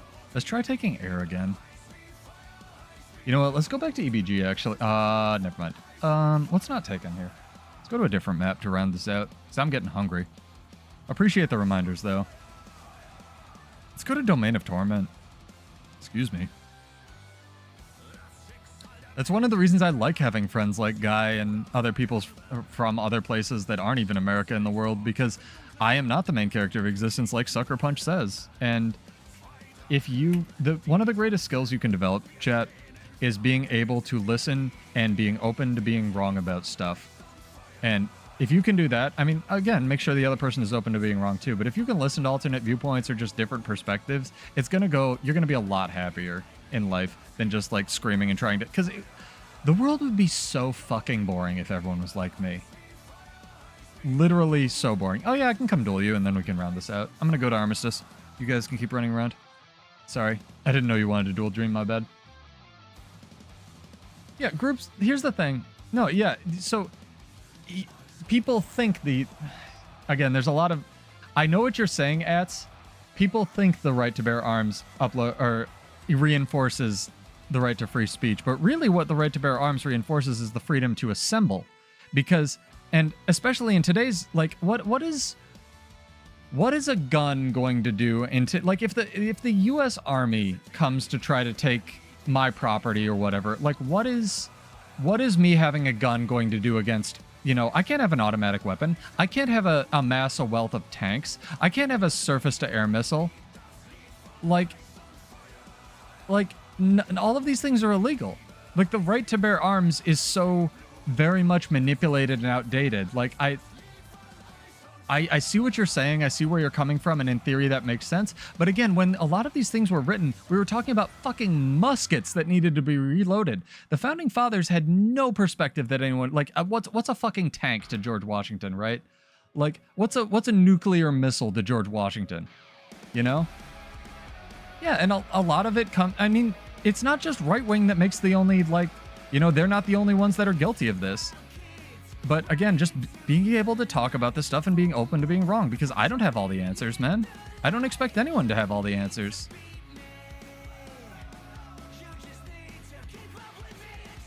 Anyone who thinks they have the monopoly on the world or intelligence or guns or, you know, education or free speech or anything else and is trying to actively push their beliefs onto somebody else is probably not a human you want to listen to. If they are not open to being wrong about some kind of solution, that is not a human that you really need to spend your time with, because nobody has the answers to everything. Yeah, no, that's a fair point. But again, that is a completely, there is no, again, a lot of the debates that people want to have, and this got into philosophy again, but people seem to like the philosophy streams, I guess, I don't know. Many of these conversations, whether it's gun control or free speech or, you know, voting for, or the merits of the electoral college versus not, or the merits of socialism versus capitalism versus, you know, any kind of like political organization or whatever it is. These are not nuanced. People do not have the capacity, and I include myself in people, do not have the capacity for nuanced discussion that needs to happen with all of these issues. And also, people do not want to be wrong and are not open to being wrong, and also do not want to have nuanced discussions. So the best they can do is elect leaders who seem to know what they're talking about, and a lot of the leaders, from whatever side, fucking don't, and they shouldn't. Because if one person is specialized, it's like being a surgeon, right? You want a brain surgeon operating on you. You don't want a fucking heart surgeon doing brain surgery. It's not their fucking job. But this is why groups fundamentally water down a lot of these issues, because groups are stupid.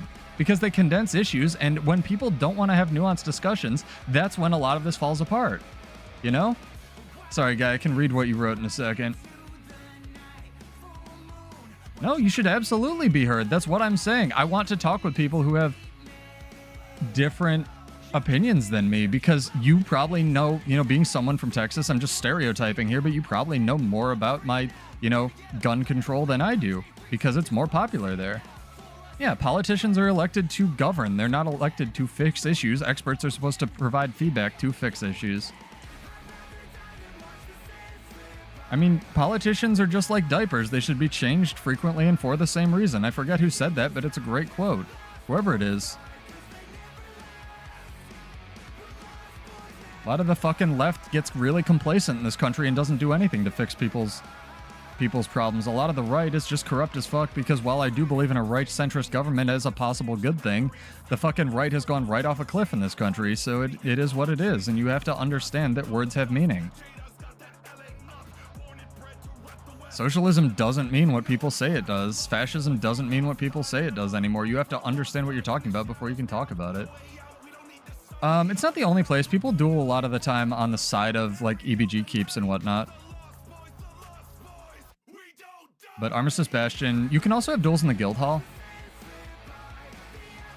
Because you can set either PvP or world versus world balance.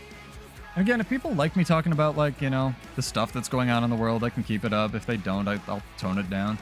But it is going on in the world, and I know it's an outlet for a lot of people, so while keeping it PG, again, the most important thing, I think, is be open to listening to people and be open to have your views challenged, because otherwise the world's going to be really fucking boring for you. Part of the thing that makes America and made America great was the, like, combination of culture that we have going on. And I think that's worth appreciating to some degree. If I lose here, I'm gonna blame my food falling off. Can you die? Oh my god, Dream.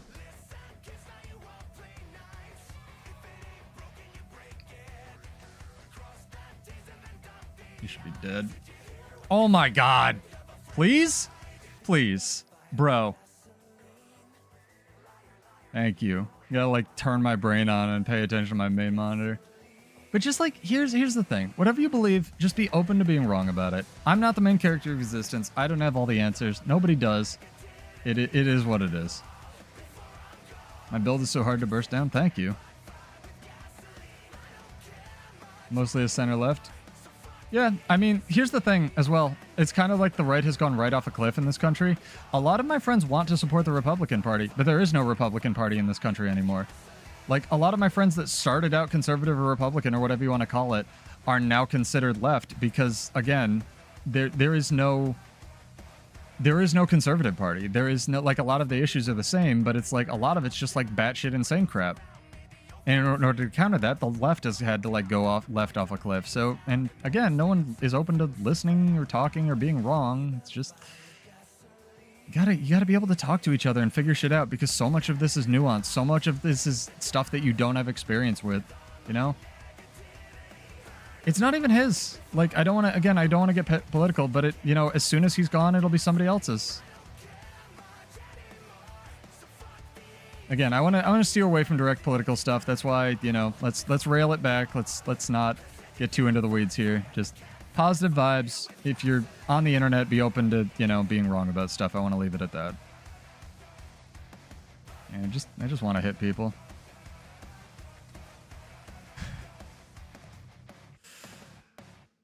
I mean, I don't disagree with you, guy, but the Jesus that a lot of people, you know, that preached forgiveness and beat up money lenders is very different than the Jesus that a lot of people worship today.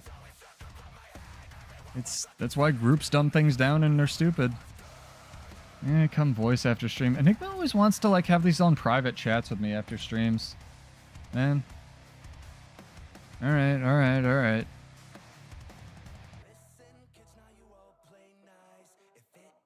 I'm going back to roaming. Thank you for the duels. Yeah, no worries, dude. Good luck with your builds. We can leave it at that, honestly, and go talk to Enigma.